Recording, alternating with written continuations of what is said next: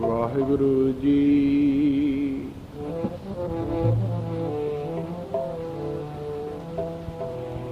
ਸਤਨਾਮ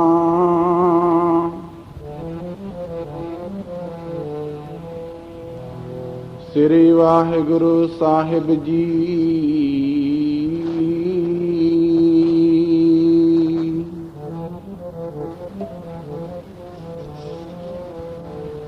ਚੱਕਰ ਚਿਹਨ ਅਰ ਵਰਨ ਜਾਤ ਅਰ ਪਾਤ ਨਹਿਣ ਜੇ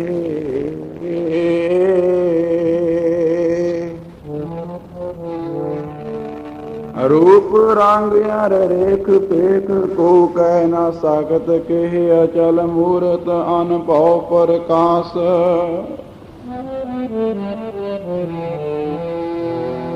अभी तोज कही जाए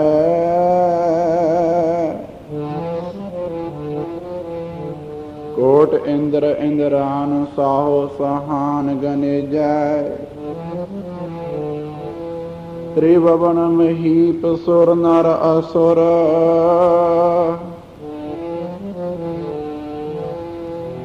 नेत नेत बंत्रन कहत तव सर्व नाम कथ कवन कर्म नाम वर्णत सुमत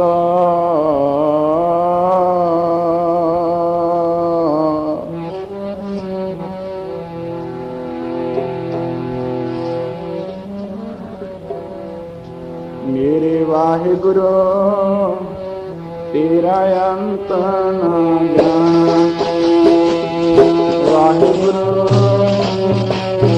तेरा अंत न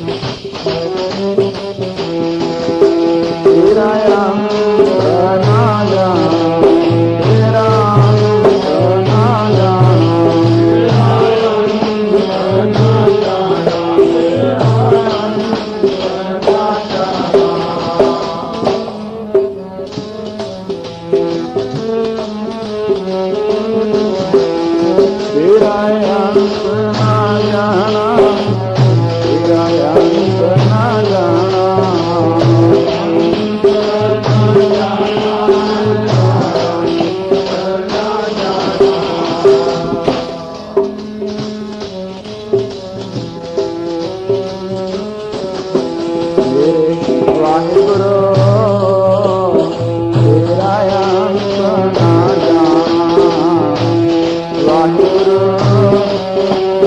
तेरा अंत न जाना।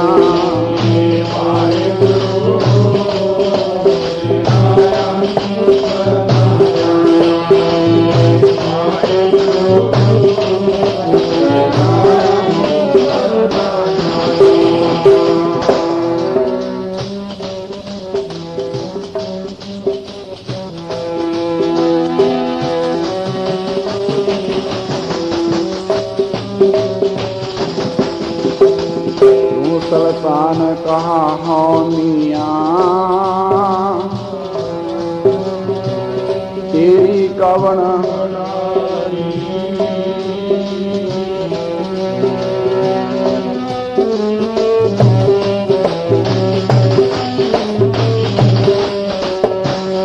जो तुम दे सो कहा स्वामी मैं मूर्ख कहना।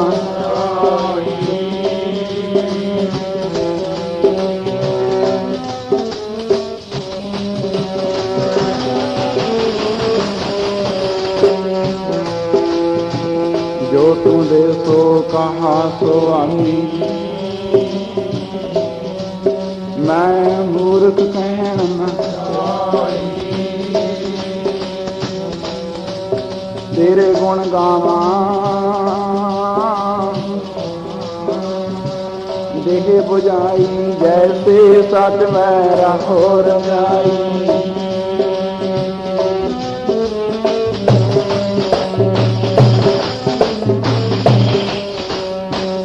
जो किछ हुआ सब किछ तुझ ते तेरी सब असनाई। तेरा अंत न जान मेरे साहिब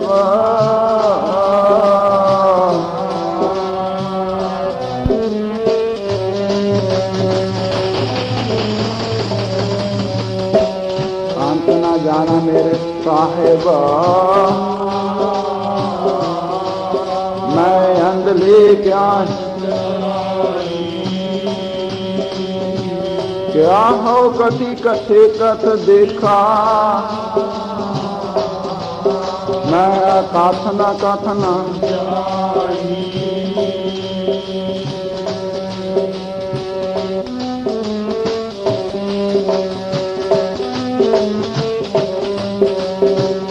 जो तुद भावै सोई आखा तिल तेरी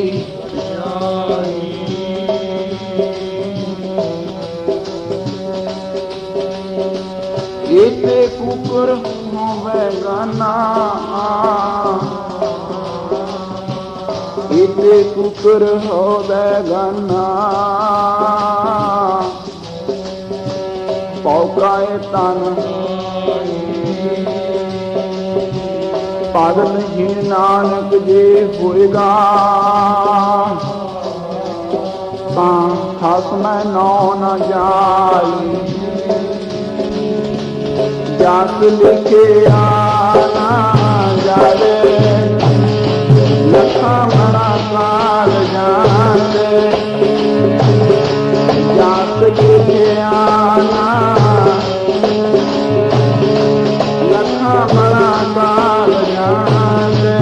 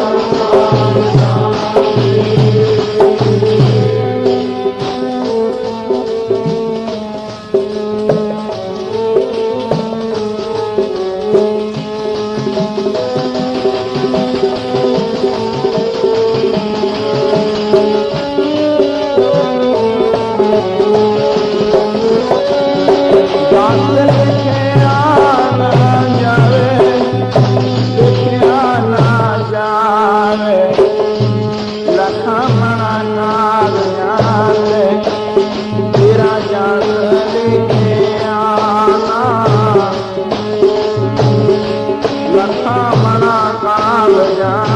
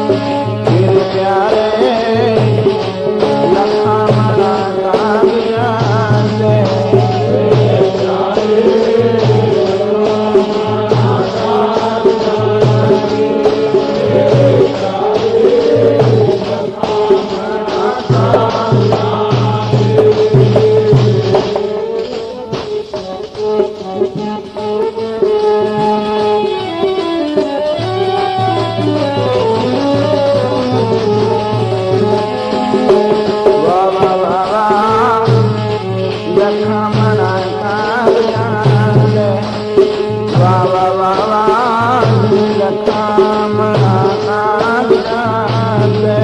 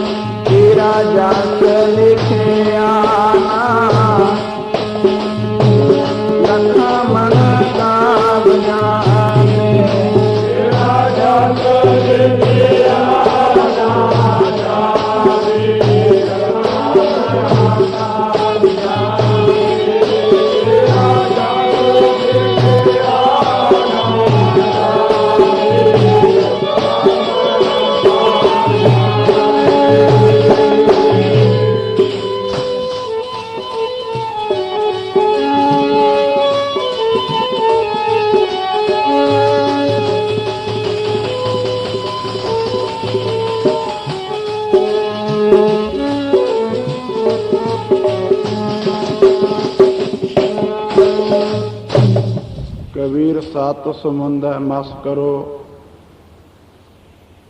ਕਲਮ ਕਰੋ ਬਨ ਰਾਏ ਬਸੁਧਾ ਕਾਗਦ ਜੋ ਕਰੋ ਤੋ ਹਰ ਜਸ ਲੇਖਨ ਨਾ ਜਾਏ। ਸਰਬੱਤ ਸਾਧ ਸੰਗਤ ਜੋ ਦੂਰੋਂ ਨੇੜੇ ਤੋਂ ਚੱਲ ਕੇ ਦੁਨਿਆਵੀ ਧੰਦੇ ਧੰਦਾਰਾਂ ਤੋਂ ਛੁਟਕਾਰਾ ਪਾ ਕੇ ਹਰੀ ਜਸ ਕੀਰਤਨ ਸਤ ਸੰਗਤ ਦੇ ਲਾਹੇ ਲੈਣ ਵਾਸਤੇ ਗੁਰੂ ਬਾਬਾ ਜੀ ਦੇ ਪਾਵਨ ਪਵਿੱਤਰ ਦਰਬਾਰ ਵਿੱਚ ਪਹੁੰਚੇ ਹੋ। ਆਪ ਸਰਬੱਤ ਵਡਭਾਗੇ ਹੋ ਜਿਨ੍ਹਾਂ ਨੂੰ ਸਾਧ ਸੰਗਤ ਦਾ ਸਮਾਂ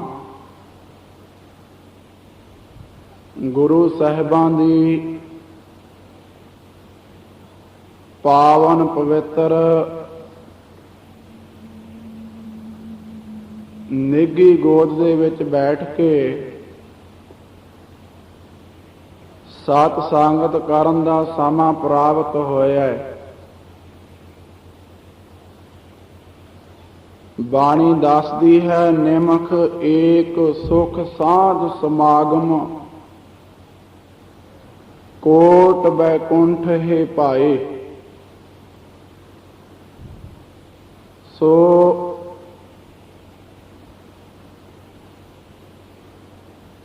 ਆਓ ਆਪਣੇ ਖਿਆਲ ਨੂੰ ਚੱਲ ਰਹੀ ਵਿਚਾਰ ਦੇ ਨਾਲ ਜੋੜਨਾ ਕਰੋ।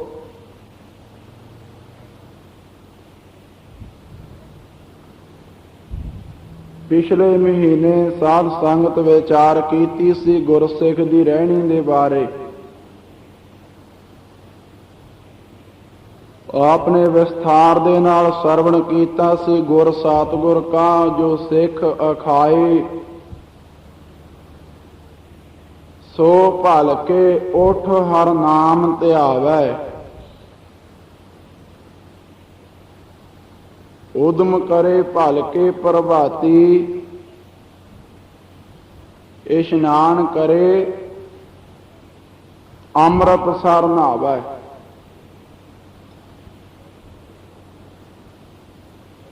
ਗੁਰਸਿੱਖ ਦੇ ਜੀਵਨ ਦੀ ਬਾਬਤ ਸਾਧ ਸੰਗਤ ਆਪ ਸਰਵਣ ਕਰਦੇ ਸੀ ਕਿ ਗੁਰਸਿੱਖਾਂ ਦਾ ਜੀਵਨ, ਗੁਰਸਿੱਖਾਂ ਦੀ ਰਹਿਤ,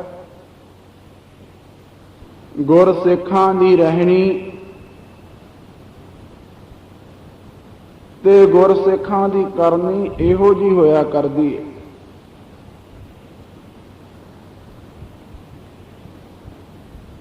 ਜੇ ਏਦਾਂ ਕਹਿ ਲਈਏ ਕਿ ਗੁਰਸਿੱਖ ਆਪਣਾ ਜੀਵਨ ਵਾਹਿਗੁਰੂ ਪਰਾਇਣ ਹੋ ਕੇ ਭਾਵ ਗੁਰੂ ਦਾਤੇ ਦੇ ਬਣ ਕੇ ਆਪਣਾ ਜੀਵਨ ਬਤੀਤ ਕਰਦੇ ਹੈ।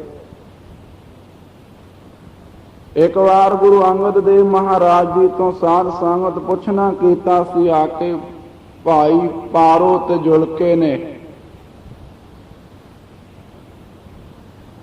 ਕਹਿਣ ਲੱਗਾ, ਮਹਾਰਾਜ ਆਪ ਹੰਸਾਂ ਤੇ ਪਰਮਹੰਸਾਂ ਦੀ ਗੱਲ ਕਰਦੇ ਹੋ,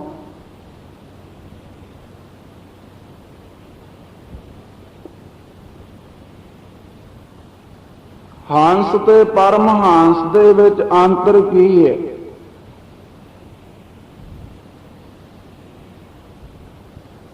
ਵੈਸੇ ਸਾਧ ਸੰਗਤ ਗੁਰਬਾਣੀ ਦੇ ਵਿੱਚ ਹੰਸ ਸ਼ਬਦ ਬਹੁਤ ਵਾਰੀ ਆਇਆ।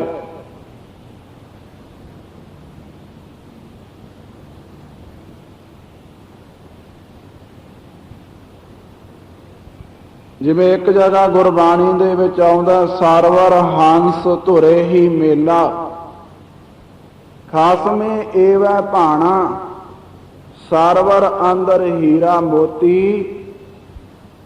ਸੋ ਹੰਸਾਂ ਕਾ ਖਾਣਾ।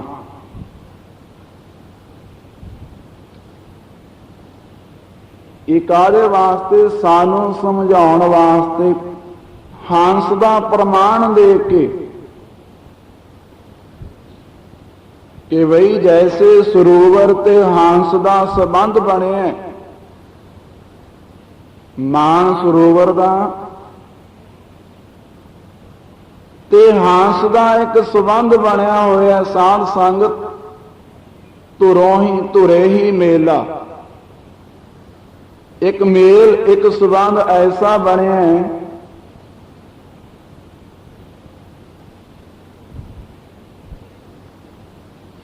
ਇਸੇ ਤਰ੍ਹਾਂ ਸਾਧ ਸੰਗਤ ਸਿੱਖ ਨੇ ਸਤ ਸੰਗਤ ਦੇ ਨਾਲ ਪ੍ਰੀਤ ਪਾਉਣੀ ਹੈ, ਸਤ ਸੰਗਤ ਦੇ ਨਾਲ ਆਪਣਾ ਸੰਬੰਧ, ਗੁਰੂ ਦੇ ਨਾਲ ਆਪਣਾ ਸੰਬੰਧ ਬਣਾਉਣਾ ਹੈ। ਰਹੋ ਵਿਚਾਰ। ਭਾਈ ਪਾਰੋ ਨੇ ਬੇਨਤੀ ਕੀਤੀ, ਸੱਚੇ ਪਾਤਸ਼ਾਹ ਇਹ ਹੰਸ ਤੇ ਪਰਮਹੰਸ ਦੇ ਵਿੱਚ ਅੰਤਰ ਕੀ ਹੈ?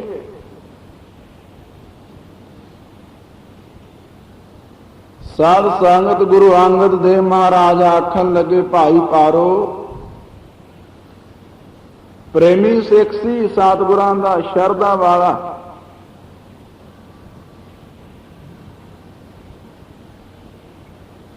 ਤੇ ਸਾਧ ਸੰਗਤ ਤੇ ਕੁਦਰਤੀ ਗੱਲ ਹੈ, ਜਿਹੜੇ ਸਤਿਗੁਰੂ ਦੇ ਬਣੇ ਹਨ ਉਹਨਾਂ ਦਾ ਦੁੱਖ ਸੁੱਖ, ਉਹਨਾਂ ਦੀਆਂ ਬੇਨਤੀਆਂ, ਉਹਨਾਂ ਦੀਆਂ ਅਰਜ਼ੋਈਆਂ, ਉਹਨਾਂ ਦੀਆਂ ਮੰਗਾਂ ਤੇ ਸਾਧ ਸੰਗਤ ਫਿਰ ਗੁਰੂ ਦੇ ਅੱਗੇ ਹੋਣਗੀਆਂ ਨਾ। ਇੱਕ ਬੱਚਾ ਆਪਣੇ ਮਾਤਾ ਪਿਤਾ ਨੂੰ ਛੱਡ ਕੇ ਤੇ ਕਿਸੇ ਹੋਰ ਕੋਲ ਜਾ ਕੇ ਰੋਵੇ, ਹੋਰ ਕੋਲੋਂ ਜਾ ਕੇ ਮੰਗੇ, ਉਹ ਸੋਹਣਾ ਨਹੀਂ ਲੱਗਦਾ। ਇਸੇ ਤਰ੍ਹਾਂ ਸਾਧ ਸੰਗਤ ਕਈ ਤਰ੍ਹਾਂ ਦੇ ਮਨ ਦੇ ਵਿੱਚ ਖਿਆਲ, ਸੱਚੇ ਸ਼ੰਕੇ, ਤੇ ਸਾਧ ਸੰਗਤ ਕਈ ਤਰ੍ਹਾਂ ਦੀਆਂ ਵਿਚਾਰਾਂ, ਦੁੱਖ ਤੇ ਸੁੱਖ, ਪਰ ਇਹ ਦੱਸਣੇ ਕਿੱਥੇ ਨੇ ਆ ਕੇ? ਸਤਿਗੁਰੂ ਦੇ ਪਾਸ। ਗੁਰੂ ਦੇ ਪਾਸ ਸਾਧ ਸੰਗਤ ਆ ਕੇ ਜੇ ਸੁਖ ਦੇ ਤਾਂ ਤੁਝੈ ਆਰਾਧੀ, ਦੁਖ ਵੀ ਤੁਝੈ ਧਿਆਈ।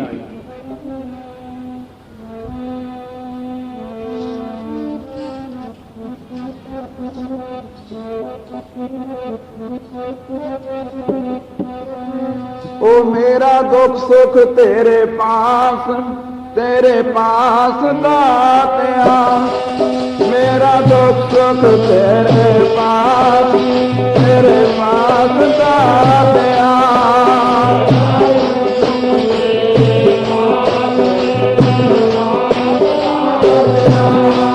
मेरा दुख सुख तेरे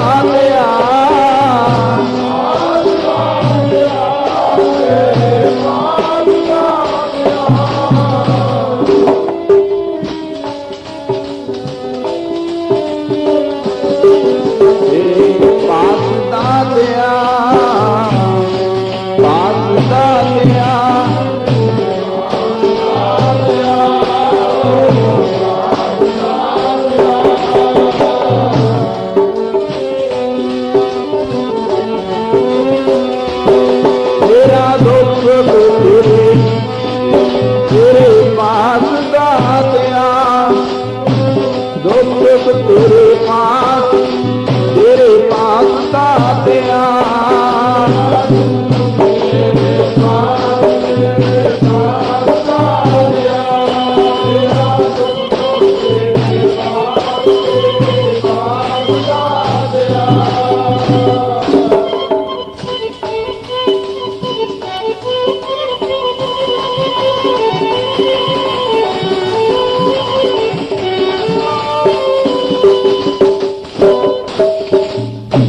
साध संगत सतगुरु दे अगे, दुख भी गुरु दे अगे, सुख भी गुरु दे अगे।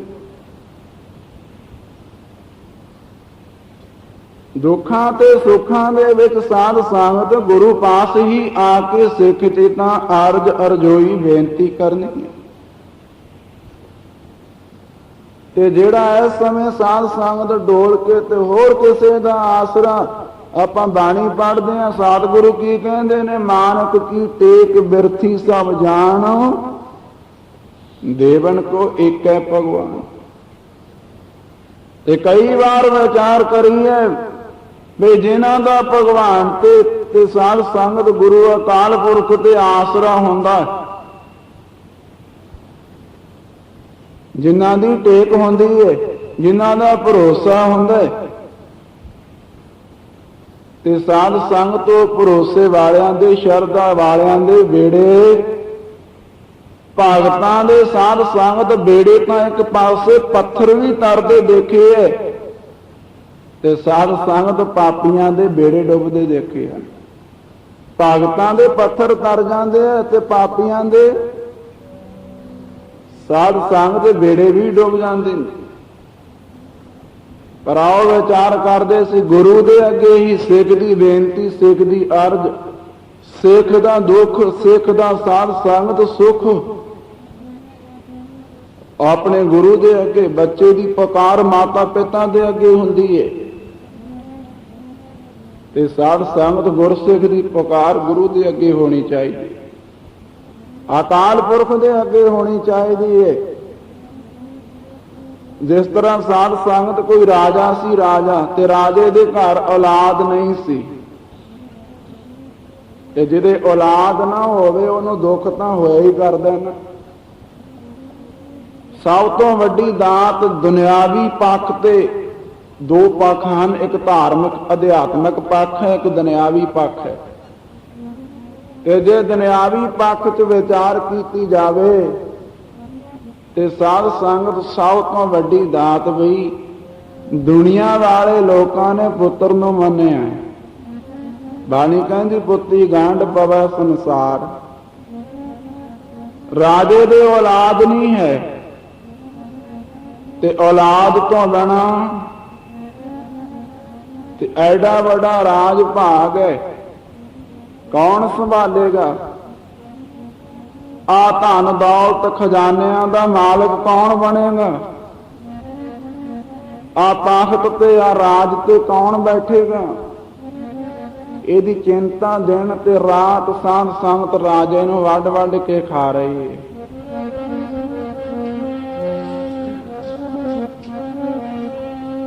ਉਹ ਜਾਣ ਗੱਦੀਆਂ ਰਾਜ ਦੀਆਂ ਖਾਲੀ, ਬਾਜੋਂ ਪਿਆਰੇ ਬੁੱਲਰਾਂ ਦੇ, ਗੱਦੀਆਂ ਰਾਜ ਦੀਆਂ ਬਾਜੋਂ ਪੁੱਤਰਾਂ ਦੇ।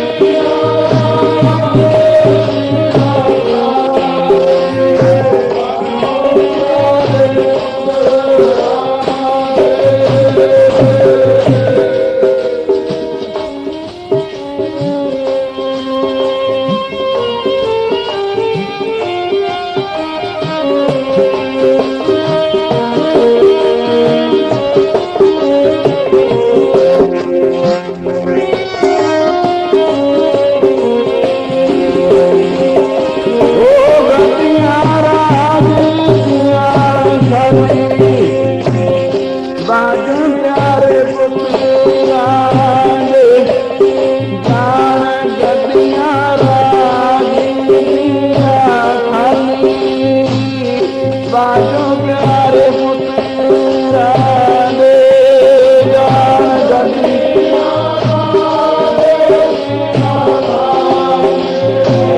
बाजो प्यारे पुत्रान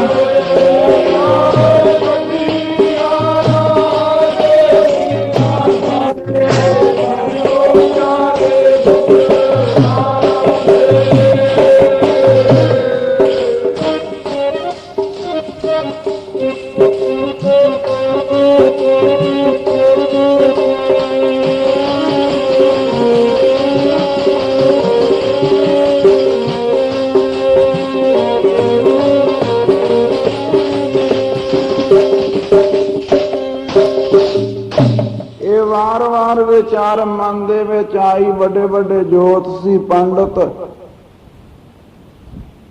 ਸਾਧ ਸੰਗਤ ਬੁਲਾਉਣੇ ਕੀਤੇ। ਕਹਿੰਦੇ ਵੀ ਦੱਸੋ ਜਾਂਤਰੀਆਂ ਫੋਲੋ ਪੱਤਰੀਆਂ ਵਾਚੋ ਕਿ ਮੇਰੇ ਕਰਮਾਂ 'ਚ ਔਲਾਦ ਹੈ ਕਿ ਨਹੀਂ।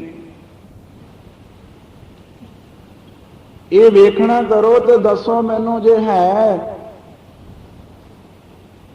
ਤੇ ਉਹ ਪ੍ਰਾਪਤ ਕਿਵੇਂ ਹੋਵੇਗੀ। ਸਾਧ ਸੰਗਤ ਹੁਣ ਜੋਤਸ਼ੀ ਲੋਕ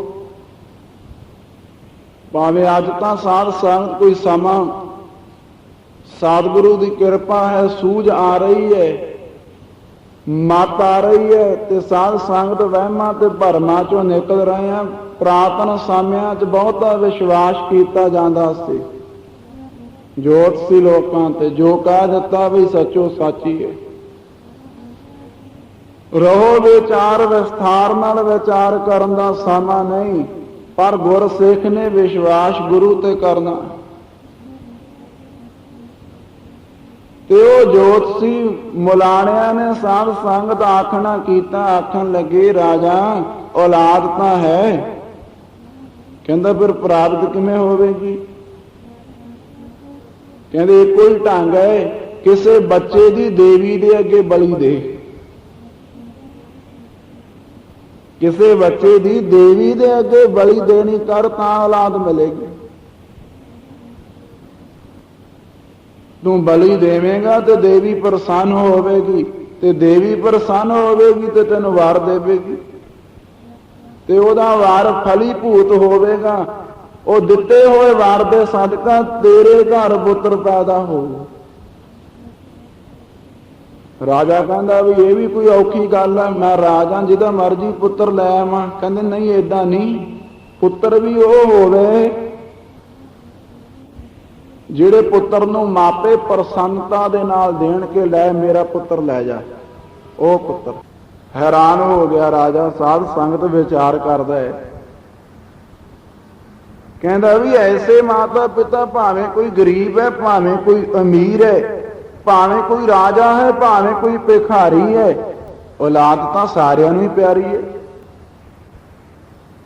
ਪੁੱਤਰਾਂ ਨਾਲ ਤਾਂ ਸਭਨਾਂ ਦਾ ਹੀ ਪਿਆਰ ਹੈ। ਜਿੰਨਾ ਮੈਨੂੰ ਪੁੱਤਰ ਪਿਆਰ ਹੈ ਓਨਾ ਹੀ ਬਈ ਹੋਰਾਂ ਨੂੰ ਵੀ ਹੋਵੇਗਾ ਹੀ। ਜੇ ਮੈਂ ਪੁੱਤਰ ਦੀ ਪ੍ਰਾਪਤੀ ਵਾਸਤੇ ਇੰਨੇ ਜਪ ਤੱਕ ਜਗ ਹੋਮ ਨੇਮ ਆਦਿ ਕਰ ਸਕਦਾ ਕਿ ਐਸਾ ਦੁਨੀਆ ਤੇ ਕਿਹੜਾ ਮਾਤਾ ਪਿਤਾ ਹੋ ਜਿਹੜਾ ਪ੍ਰਸੰਨਤਾ ਦੇ ਨਾਲ ਕਹਿ ਦੇਵੇ ਕਿ ਮੇਰਾ ਪੁੱਤਰ ਲੈ ਜਾ ਤੇ ਜਾ ਕੇ ਇਹਨੂੰ ਮਾਰ ਦੇ ਖਤਮ ਕਰ ਦੇ ਇਹਦੀ ਬਲੀ ਦੇ ਤੇ।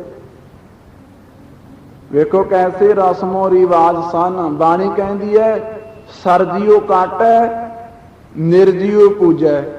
ਕਹਿੰਦੇ ਜਿਉਂਦੇ ਨੂੰ ਵੱਢ ਕੇ ਤੇ ਪੱਥਰ ਦੇ ਅੱਗੇ ਉਹਦੀ ਪੂਜਾ ਕੀਤੀ ਜਾਂਦੀ। ਸਰਜੀਓ ਸੁਰਜੀਤ ਚੇਤਨ ਸਰਜੀਓ ਕਾਟ ਹੈ ਨਿਰਜੀਓ ਪੂਜੈ।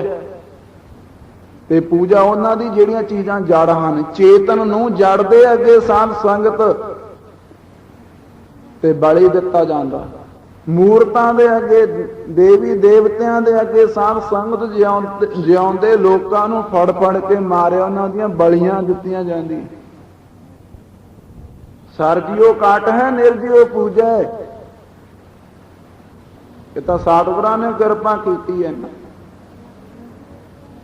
ਹੁਣ ਪੰਡਤਾਂ ਨੇ ਤਾਂ ਕਹਿ ਦਿੱਤਾ ਸਾਧ ਸੰਗਤ ਕਿਹੜਾ ਜ਼ੋਰ ਲੱਗਦਾ ਕਹਿਣ ਲੱਗਿਆ ਇਸੇ ਤਰ੍ਹਾਂ ਸਾਧ ਸੰਗਤ ਕੋਈ ਪੰਡਤ ਨਾ ਵਿਦਿਆ ਪੜ੍ਹ ਕੇ ਆਇਆ ਕਾਂਸੀ ਤੋਂ, ਗਰਮੀਆਂ ਦੇ ਦਿਨ ਨੇ ਤੇ ਸਾਧ ਸੰਗਤ ਇੱਕ ਜੱਟ ਨੇ ਨਾ ਹਲਟ ਜੋੜਿਆ ਹੋਇਆ, ਹਲਟ। ਪੁਰਾਤਨ ਸਮੇਂ ਤੇ ਖੂਹਾਂ ਤੇ ਸਾਧ ਸੰਗਤ ਹਲਟ ਜੋੜ ਕੇ ਬਲਦਾਂ ਦੇ ਨਾਲ ਪਾਣੀ ਕੱਢਿਆ ਜਾਂਦਾ। ਹੁਣ ਜੋਤਸੀ ਤੁਰਿਆ ਜਾਂਦਾ ਹੈ, ਪਿਆਸ ਲੱਗੀ, ਖੂਹ ਚੱਲਦਾ ਵੇਖਿਆ ਤੇ ਰੁਕ ਗਿਆ, ਤੇ ਸਾਧ ਸੰਗਤ ਪਾਣੀ ਪੀਤਾ।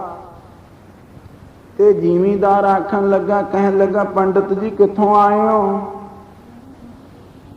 ਕਹਿਣ ਲੱਗਾ, ਜਜਮਾਨਾ ਮੈਂ ਤਾਂ ਕਾਂਸੀ ਤੋਂ ਵਿਦਿਆ ਪੜ੍ਹ ਕੇ ਆਇਆ, ਵਿਦਿਆ। ਕਹਿੰਦੇ ਉਹ ਕੀ ਹੁੰਦੀ ਹੈ? ਜੱਟ ਵਿਚਾਰਾ ਭੋਲਾ ਭਾਲਾ ਸੀ। ਕਹਿੰਦਾ ਵੀ ਵਿਦਿਆ ਕੀ ਹੁੰਦੀ ਹੈ? ਕਹਿੰਦਾ ਮੈਂ ਬਹੁਤ ਵਿਦਿਆ ਪੜ੍ਹੀ। ਕੀ ਹੁੰਦੀ ਹੈ ਵਿਦਿਆ? ਮੈਂ ਤੇਰੇ ਮਨ ਦੀਆਂ ਗੱਲਾਂ ਬੁੱਝ ਸਕਦਾ, ਮੈਨੂੰ ਭੂਤ ਭਵਿੱਖ ਵਰਤਮਾਨ ਦਾ ਪਤਾ ਹੈ, ਪਿੱਛੇ ਕੀ ਹੋਇਆ, ਅੱਗੇ ਕੀ ਹੋਣਾ, ਹੁਣ ਕੀ ਹੋ ਰਿਹਾ ਹੈ। ਸਾਧ ਸੰਗਤ ਉਹ ਵਿਚਾਰਾ ਜ਼ਿਮੀਂਦਾਰ ਹੈਰਾਨ ਜਿਹਾ ਹੋ ਗਿਆ, ਕਹਿੰਦਾ ਇਹ ਤਾਂ ਬੜੀ ਉੱਚੀ ਚੀਜ਼ ਹੈ, ਇਹ ਤਾਂ ਸਾਰਾ ਪਤਾ ਲੱਗ ਜਾਂਦਾ। ਕਹਿੰਦਾ ਹਾਂ ਲੱਗ ਜਾਂਦਾ। ਜ਼ਿਮੀਂਦਾਰ ਕਹਿੰਦਾ ਬਈ ਮੈਨੂੰ ਏਦਾਂ ਨਹੀਂ ਪ੍ਰਤੀਤ ਆਉਂਦੀ, ਜੇ ਕੋਈ ਪ੍ਰੈਕਟੀਕਲ ਕਰਕੇ, ਕੋਈ ਅਜਮਾਇਸ਼ ਕਰਕੇ ਵਿਖਾਵੇਂ ਫਿਰ ਪਤਾ ਲੱਗੂ। ਸਾਧ ਸੰਗਤ ਹੁਣ ਪੰਡਤ ਨੂੰ ਮਾਣ ਹੈ ਆਪਣੀ ਵਿਦਿਆ ਤੇ, ਕਹਿੰਦਾ ਵੀ ਪੁੱਛ ਜੋ ਪੁੱਛਣਾ। ਜ਼ਿਮੀਂਦਾਰ ਕਹਿੰਦਾ ਠਹਿਰ ਜਾ। ਥੋੜਾ ਜਿਹਾ ਪਰੇ ਗਿਆ ਤੇ ਸਾਧ ਸੰਗਤ ਇੱਕ 4 ਲੱਤਾਂ ਵਾਲਾ ਨਾ ਕੀੜਾ, ਕਾਲੇ ਰੰਗ ਦਾ, ਆਪਣੇ ਮੁੱਠੀ ਦੇ ਵਿੱਚ ਬੰਦ ਕਰ ਲਿਆ ਤੇ ਆ ਗਿਆ। ਕਹਿੰਦਾ ਪੰਡਤਾਂ ਤਾਂ ਮੈਨੂੰ ਜੇ ਦੱਸੇਗਾ ਮੇਰੀ ਮੁੱਠ ਦੇ ਵਿੱਚ ਕੀ ਹੈ, ਲਾਵਣ ਵਿਦਿਆ। ਸਾਧ ਸੰਗਤ ਹੁਣ ਪੱਤਰੀਆਂ ਫੋਲੀਆਂ, ਇੱਧਰ ਉੱਧਰ ਦਾ ਕੀਤਾ ਹਿਸਾਬ,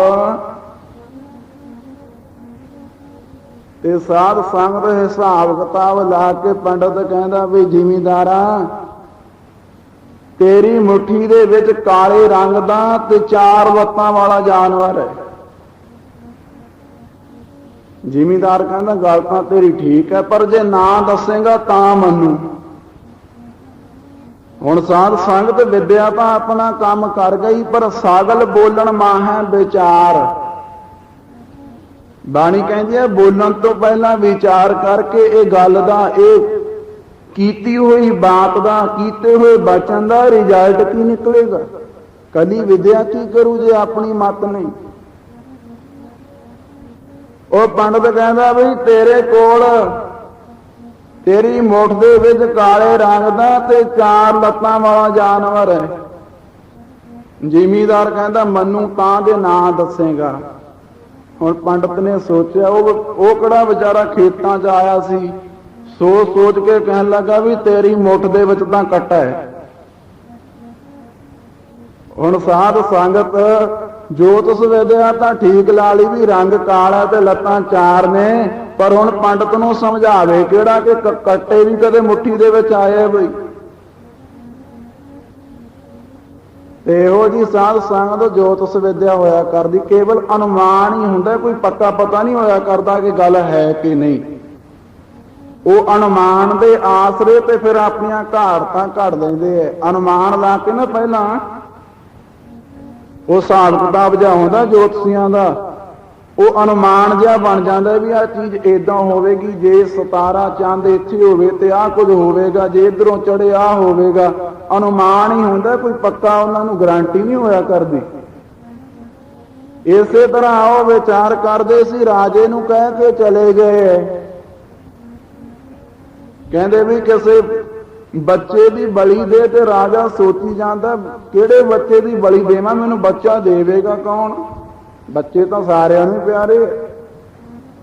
ਵਿਚਾਰ ਕੀਤੀ ਵਜ਼ੀਰਾਂ ਦੇ ਨਾਲ, ਕਹਿੰਦਾ ਚਲੋ ਢੰਡੋਰਾ ਦੇ ਕੇ ਦੇਖ ਲੈਨੇ ਆ। ਢੰਡੋਰਾ ਦੇਤਾ, ਕਹਿੰਦੇ ਵੀ ਕੋਈ ਆਪਣਾ ਪੁੱਤਰ ਦੇਵੇ ਰਾਜੇ ਨੂੰ ਪ੍ਰਸੰਨਤਾ ਦੇ ਨਾਲ। ਤੇ ਰਾਜੇ ਨੇ ਪੁੱਤਰ ਨੂੰ ਕੋਈ ਨੌਕਰੀ ਨਹੀਂ ਦੇਣੀ, ਰਾਜੇ ਨੇ ਦੇਵੀ ਦੇ ਅੱਗੇ ਉਸ ਬੱਚੇ ਦੀ ਬਲੀ ਦੇਣੀ ਹੈ, ਜਿਹੜਾ ਪ੍ਰਸੰਨਤਾ ਦੇ ਨਾਲ ਦੇਵੇਗਾ ਤੇ ਰਾਜ ਦਰਬਾਰ ਦੇ ਵੱਲੋਂ ਉਹਨੂੰ ਮੂੰਹ ਮੰਗਿਆ ਇਨਾਮ ਮਿਲੂ, ਮੂੰਹ ਮੰਗਿਆ।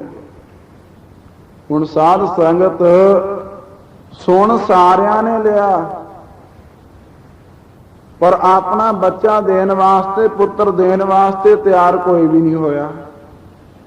ਦੂਜੀ ਵਾਰ, ਤੀਜੀ ਵਾਰ ਜਦੋਂ ਢੰਡੋਰਾ ਦਿੱਤਾ ਨਾ, ਇੱਕ ਸ਼ਹਿਰ ਦੇ ਵਿੱਚ ਰਾਜੇ ਦੀ ਨਗਰੀ 'ਚ ਐਸਾ ਪਰਿਵਾਰ ਰਹਿੰਦਾ ਸੀ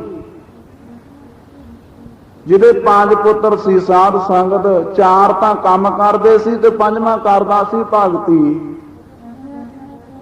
ਹੁਣ ਧੰਦੇ ਕਰਨ ਵਾਲੇ ਤਾਂ ਲੱਗਦੇ ਆ ਪਿਆਰੇ, ਤੇ ਜਿਹੜੇ ਸਾਧ ਸੰਗਤ ਭਗਤੀ ਕਰਦੇ ਆ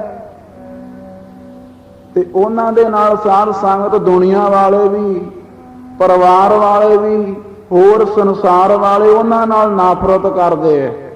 ਜਿਹੜਾ ਤਾਂ ਧੰਦਾ ਕਰਦਾ ਨਾ, ਪਹਿਲਾਂ ਜਾ ਕੇ ਕਿਸੇ ਦਾ ਲੜਕੀ ਦੀ ਸ਼ਾਦੀ ਅਗਲੇ ਨੂੰ ਜਾ ਕੇ ਪੁੱਛਣਗੇ ਵੀ ਮੁੰਡਾ ਕੀ ਕਰਦਾ ਹੈ, ਨੌਕਰੀ ਕਰਦਾ ਕਿ ਖੇਤੀ। ਜੇ ਕਹਿਣਗੇ ਨੌਕਰੀ, ਤਨਖਾਹ ਕਿੰਨੀ ਲੈਂਦਾ, ਕਹਿਣਗੇ 4000, ਤੇ ਫਿਰ ਪੁੱਛਣਗੇ ਉੱਪਰੋਂ ਕਿੰਨਾ ਬਣਦਾ।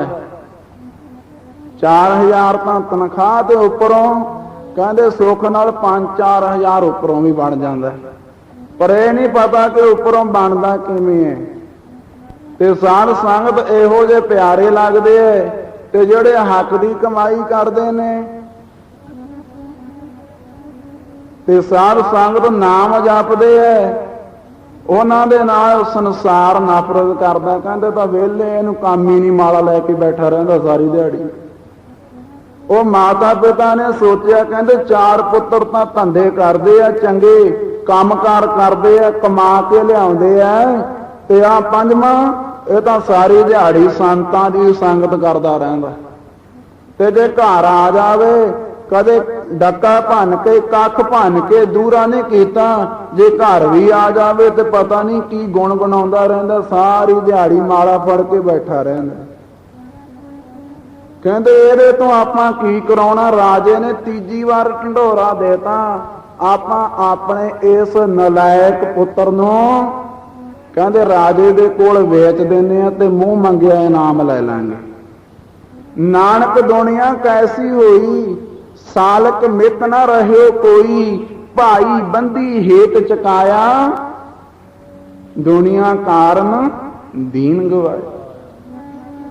ਇਸੇ ਕਰਕੇ ਗੁਰੂ ਤੇਗ ਬਹਾਦਰ ਮਹਾਰਾਜ ਆਖਦੇ ਐ,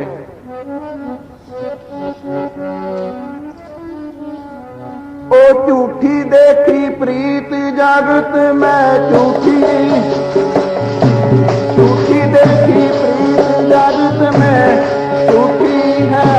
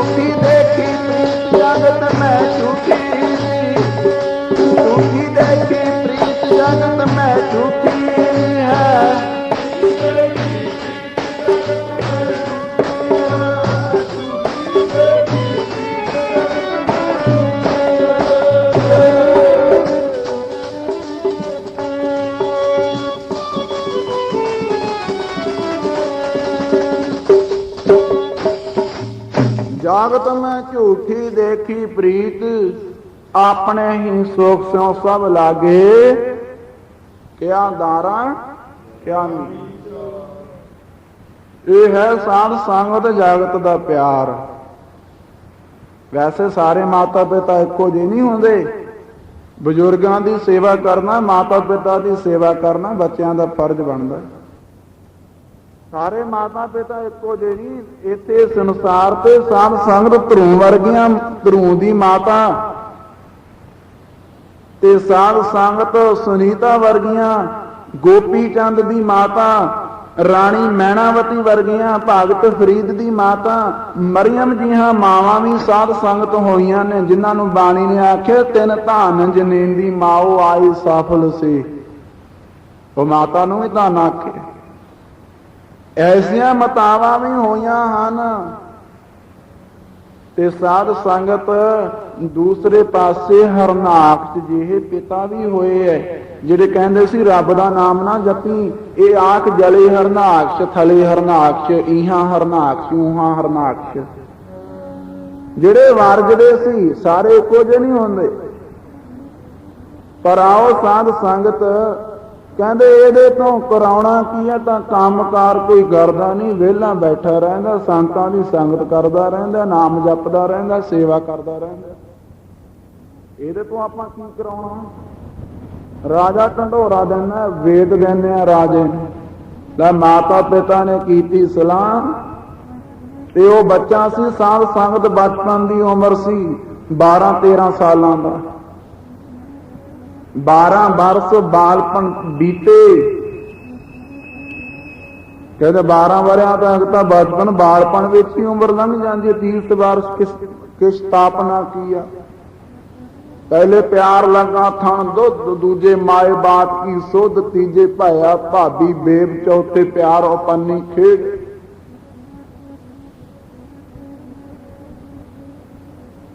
ਪੰਜਵੇਂ ਖਾਣ ਪੀਣ ਕੀ ਧਾਤ। ਤੇ ਸਾਧ ਸੰਗਤ ਪੰਜਵੀਂ ਅਵਸਥਾ ਦੇ ਵਿੱਚ ਸੋਝੀ ਆਉਂਦੀ ਹੈ। ਚੌਥੀ ਅਵਸਥਾ ਖੇਡਣ ਮੱਲਣ ਦੀ ਹੋਇਆ ਕਰਦੀ ਹੈ। ਸੋ ਰਾਜੇ ਦੇ ਪਾਸ ਜਾ ਕੇ ਤੇ ਲੈ ਕੇ ਕਹਿੰਦੇ ਬਾਦਸ਼ਾਹ ਤੈਂ ਢੰਡੋਰਾ ਦਿੱਤਾ ਸੀ, ਵੈਸੇ ਪਿਆਰ ਤਾਂ ਬਹੁਤ ਹੈ ਸਾਡਾ ਪੁੱਤਰ ਨਾਲ। ਉੱਪਰੋਂ ਸਾਧ ਸੰਗਤ ਮਿੱਠੀਆਂ ਮਿੱਠੀਆਂ ਗੱਲਾਂ ਕਰਦੇ, ਪਿਆਰ ਤਾਂ ਬਹੁਤ ਹੈ, ਪਰ ਤੂੰ ਧਰਮੀ ਰਾਜਾ ਹੈ। ਪਰਮੇਸ਼ਰ ਨੇ ਸਾਨੂੰ 5 ਪੁੱਤਰ ਦਿੱਤੇ ਐ, ਤੂੰ ਧਰਮੀ ਰਾਜਾ ਹੈ। ਤੇਰੇ ਵੱਲ ਵੇਖਦਿਆਂ ਹੋਇਆਂ ਕਿ ਤੇਰੇ ਘਰ ਵੀ ਔਲਾਦ ਹੋਣੀ ਚਾਹੀਦੀ ਹੈ, ਅਸੀਂ ਆਪਣਾ ਇੱਕ ਬੱਚਾ ਤੈਨੂੰ ਦੇ ਰਹੇ ਹਾਂ। ਹੁਣ ਸਾਡਾ ਜੀ ਤਾਂ ਨਹੀਂ ਸੀ ਕਰਦਾ। ਮਨ ਹੋਰ ਮੁਖ ਹੋਰ, ਉੱਪਰੋਂ ਮਿੱਠੀਆਂ ਮਿੱਠੀਆਂ ਸਾਧ ਸੰਗਤ ਭਲੇਸੀਆਂ, ਮਿੱਠੀਆਂ ਮਿੱਠੀਆਂ ਗੱਲਾਂ। ਇਹ ਸਾਧ ਸੰਗਤ ਐਸਾ ਹੀ ਹੈ ਸੰਸਾਰ। ਮੁਖ ਤੇ ਕੁਝ ਹੋਰ ਤੇ ਸਾਧ ਸੰਗਤ ਪਿੱਠ ਪਿੱਛੇ ਜਾ ਕੇ ਕੁਝ ਹੋਰ।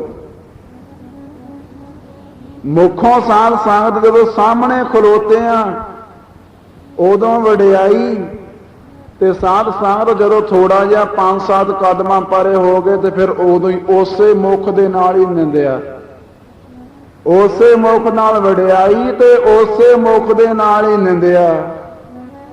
ਕਬੀਰ ਜੀ ਕਹਿੰਦੇ, ਕਬੀਰ ਮੈਂ ਜਾਣਿਆ ਪੜ੍ਹਬੋ ਭਲੋ, ਪੜ੍ਹਬੋ ਤੇ ਭਲ ਜੋਗ, ਭਾਗਤ ਨਾ ਛੋਡੂ ਰਾਮ ਕੀ, ਭਾਵੇਂ ਨਿੰਦੋ ਲੋਗ।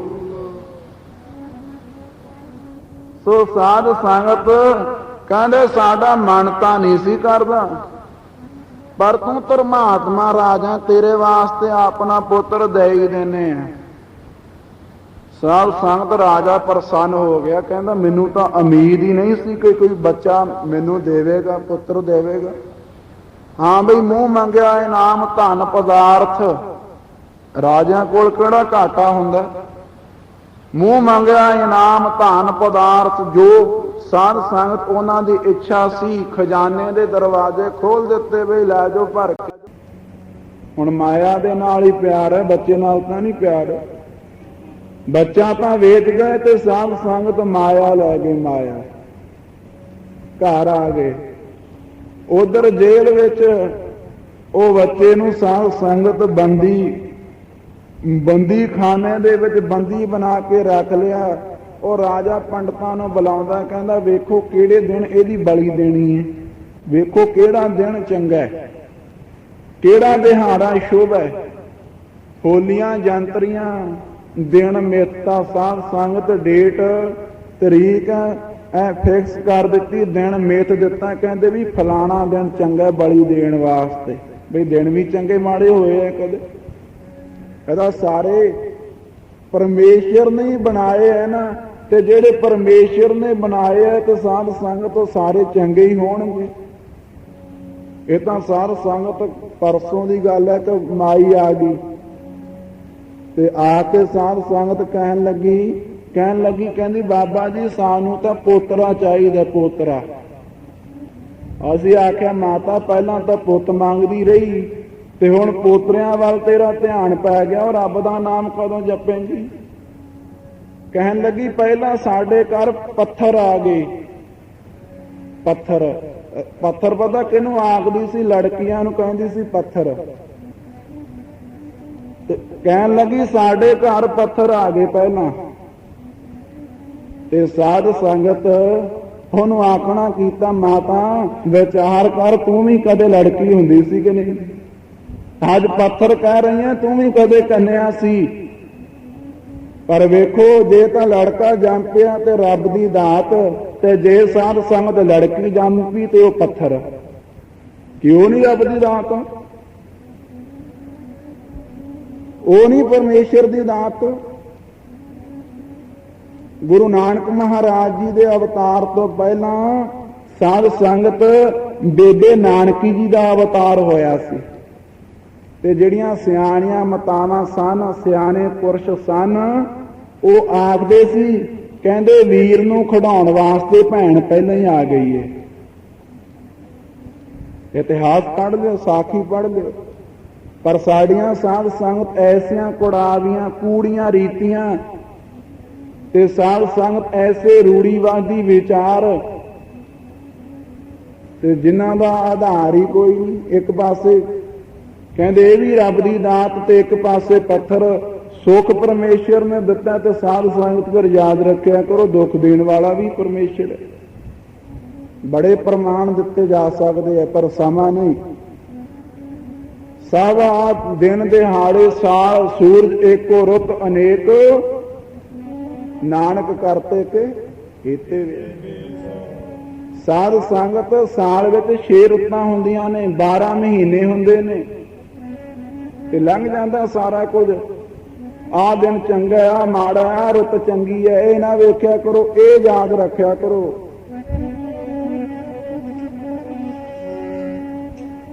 ਉਹ ਰੁੱਤਾਂ ਫੇਰ ਵੀ ਆਉਣਗੀਆਂ, ਉਹ ਬੰਦਿਆਂ ਤਾਂ ਮੁੜ ਕੇ ਨਹੀਂ ਆਉਣਾ। ਰੁੱਤਾਂ ਫੇਰ ਵੀ ਆਉਣਗੀਆਂ, ਉਹ ਬੰਦਿਆਂ ਤਾਂ ਮੁੜ ਕੇ ਨਹੀਂ ਆਉਣਾ।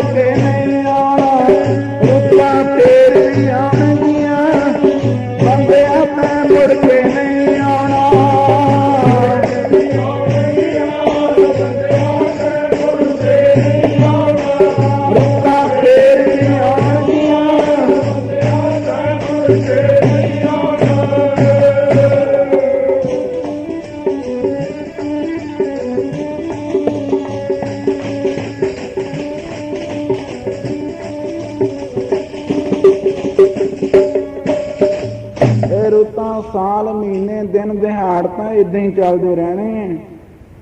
ਬਾਣੀ ਪਤਾ ਕੀ ਕਹਿੰਦੀ ਹੈ? ਸਤਿਗੁਰੂ ਕਹਿੰਦੇ ਜੇ ਵੇਲਾ ਵਕਤ ਵਿਚਾਰੀਐ ਕਿਤ ਵੇਲਾ ਭਾਗਤ ਹੋਏ। ਕਹਿੰਦੇ ਜੇ ਵੇਲੇ ਵਕਤ ਦੀ ਲਾਗੇ ਵਿਚਾਰ ਕਰਨ, ਆ ਦਿਨ ਚੰਗੇ ਆ ਮਾੜੇ, ਆ ਸਮਾਂ ਚੰਗਾ, ਤੇ ਫਿਰ ਕਹਿੰਦੇ ਸੋਚ ਲੈ ਭਗਤੀ ਕਦੋਂ ਕਰੇਂਗਾ। ਜੇ ਵੇਲਾ ਵਕਤ ਵਿਚਾਰੀਆ ਕਿ ਵੇਲਾ ਭਾਗਤ ਹੋਏ, ਫਿਰ ਤਾਂ ਸਾਰੀ ਜ਼ਿੰਦਗੀ ਇਸੇ ਤਰ੍ਹਾਂ ਹੀ ਲੰਘ ਜਾਣੀ। ਸੋ ਸਾਧ ਸੰਗਤ ਸਭ ਪਰਮੇਸ਼ਰ ਦੀ ਰਹਿਮਤ ਹੈ। ਦੁੱਖ ਸੁੱਖ ਚੰਗਾ ਮੰਦਾ ਸਭ ਉਹਦੇ ਹੁਕਮ ਦੇ ਅੰਦਰ ਹੀ ਹੈ।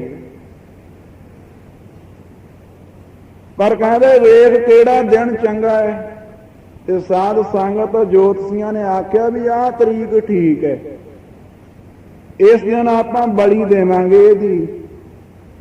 ਤੇ ਸਾਧ ਸੰਗਤ ਉਹ ਬੰਦੀ ਖਾਨੇ ਵਿੱਚ ਪਾਤਾ, ਹੱਥ ਘੜੀਆਂ ਜੰਜੀਰਾਂ ਲਾ ਕੇ ਕਿਤੇ ਭੱਜ ਨਾ ਜਾਵੇ। ਹੁਣ ਰੱਬ ਦੇ ਪਿਆਰਿਆਂ ਨੂੰ ਸਾਧ ਸੰਗਤ ਮਰਨ ਦਾ ਕੋਈ ਭੈ ਨਹੀਂ ਹੋਇਆ ਕਰਦਾ, ਕੋਈ ਮੌਤ ਦਾ ਭੈ ਨਹੀਂ ਹੁੰਦਾ ਕਿਤੇ ਭੁਲੇਖਾ ਹੋਵੇ। ਜਿਸ ਤਰ੍ਹਾਂ ਸਾਧ ਸੰਗਤ ਆਪਣੇ ਪੇਕੇ ਘਰ ਰਹਿੰਦੀ ਇਸਤਰੀ ਵਿਆਹ ਨੂੰ ਚਾਅ ਦੇ ਨਾਲ ਉਡੀਕਦੀ ਹੈ ਨਾ, ਇਸੇ ਤਰ੍ਹਾਂ ਸੰਤ ਭਗਤ ਆ ਦੁਨੀਆ ਤੋਂ ਜਾਣ ਦਾ ਵੇਲਾ, ਭਾਵ ਮੌਤ ਦੇ ਮਰਨ ਦੇ ਵੇਲੇ ਨੂੰ ਸਾਧ ਸੰਗਤ ਚਾਅ ਦੇ ਨਾਲ ਉਡੀਕਿਆ ਕਰਦੇ। ਐਵੇਂ ਨਹੀਂ ਆਖਿਆ ਭਗਤ ਕਬੀਰ ਜੀ ਨੇ, ਕਬੀਰ ਜਿਸ ਮਰਨੇ ਤੇ ਜਾਗਦਾ ਰਹੇ, ਮੇਰਾ ਮਨ ਆਨੰਦ ਮਰਨੇ ਹੀ ਤੇ ਪਾਈਆ ਪੂਰਨ ਪਰਮਾਨੰਦ। ਏਦਾਂ ਨਹੀਂ ਇਹ ਗੱਲ, ਸਾਧ ਸੰਗਤ ਰੱਬ ਦੇ ਪਿਆਰਿਆਂ ਨੂੰ ਭੈ ਨਹੀਂ ਹੋਇਆ ਕਰਦਾ ਮਰਨ ਦਾ। ਮਰਨ ਦਾ ਭੈ ਤਾਂ ਸਾਧ ਸੰਗਤ ਉਹਨਾਂ ਨੂੰ ਹੈ ਜਿਹੜੇ ਦੁਨਿਆਵੀ ਲੋਭ ਦੇ ਵਿੱਚ ਫਸੇ ਹੋਏ ਨੇ, ਮੋਹ ਦੇ ਵਿੱਚ ਫਸੇ ਹੋਏ ਨੇ, ਵਿਹਾਰਾਂ ਵਿੱਚ ਫਸੇ ਹੋਏ ਨੇ, ਤੇ ਜਿਨ੍ਹਾਂ ਕਮਾਈ ਨਹੀਂ ਕੀਤੀ।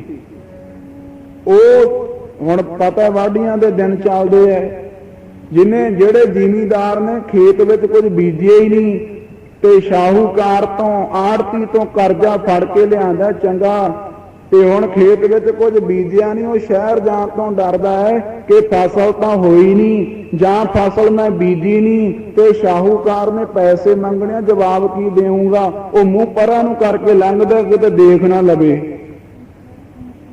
ਤੇ ਸਾਧ ਸੰਗਤ ਜਿਨ੍ਹਾਂ ਨੇ ਚੰਗੀ ਮਿਹਨਤ ਕੀਤੀ ਤੇ ਚੰਗੀ ਫਸਲ ਹੋਈ ਹੈ, ਤੇ ਉਹ ਚਾਅ ਦੇ ਨਾਲ ਵੀ ਟਰਾਲੀਆਂ ਭਰ ਭਰ ਕੇ ਲੈ ਕੇ ਜਾਂਦੇ ਆ। ਪਤਾ ਹੈ ਕਿ ਸਾਡੇ ਤਾਂ ਆੜਤੀ ਦੇ ਵੱਲ ਵੱਧ ਜਾਣੇ ਹੈ।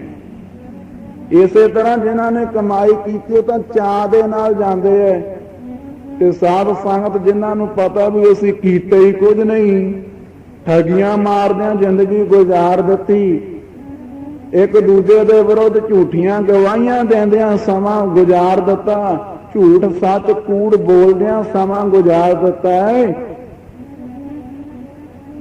ਤੇ ਉਹਨਾਂ ਨੂੰ ਪਤਾ ਫਿਰ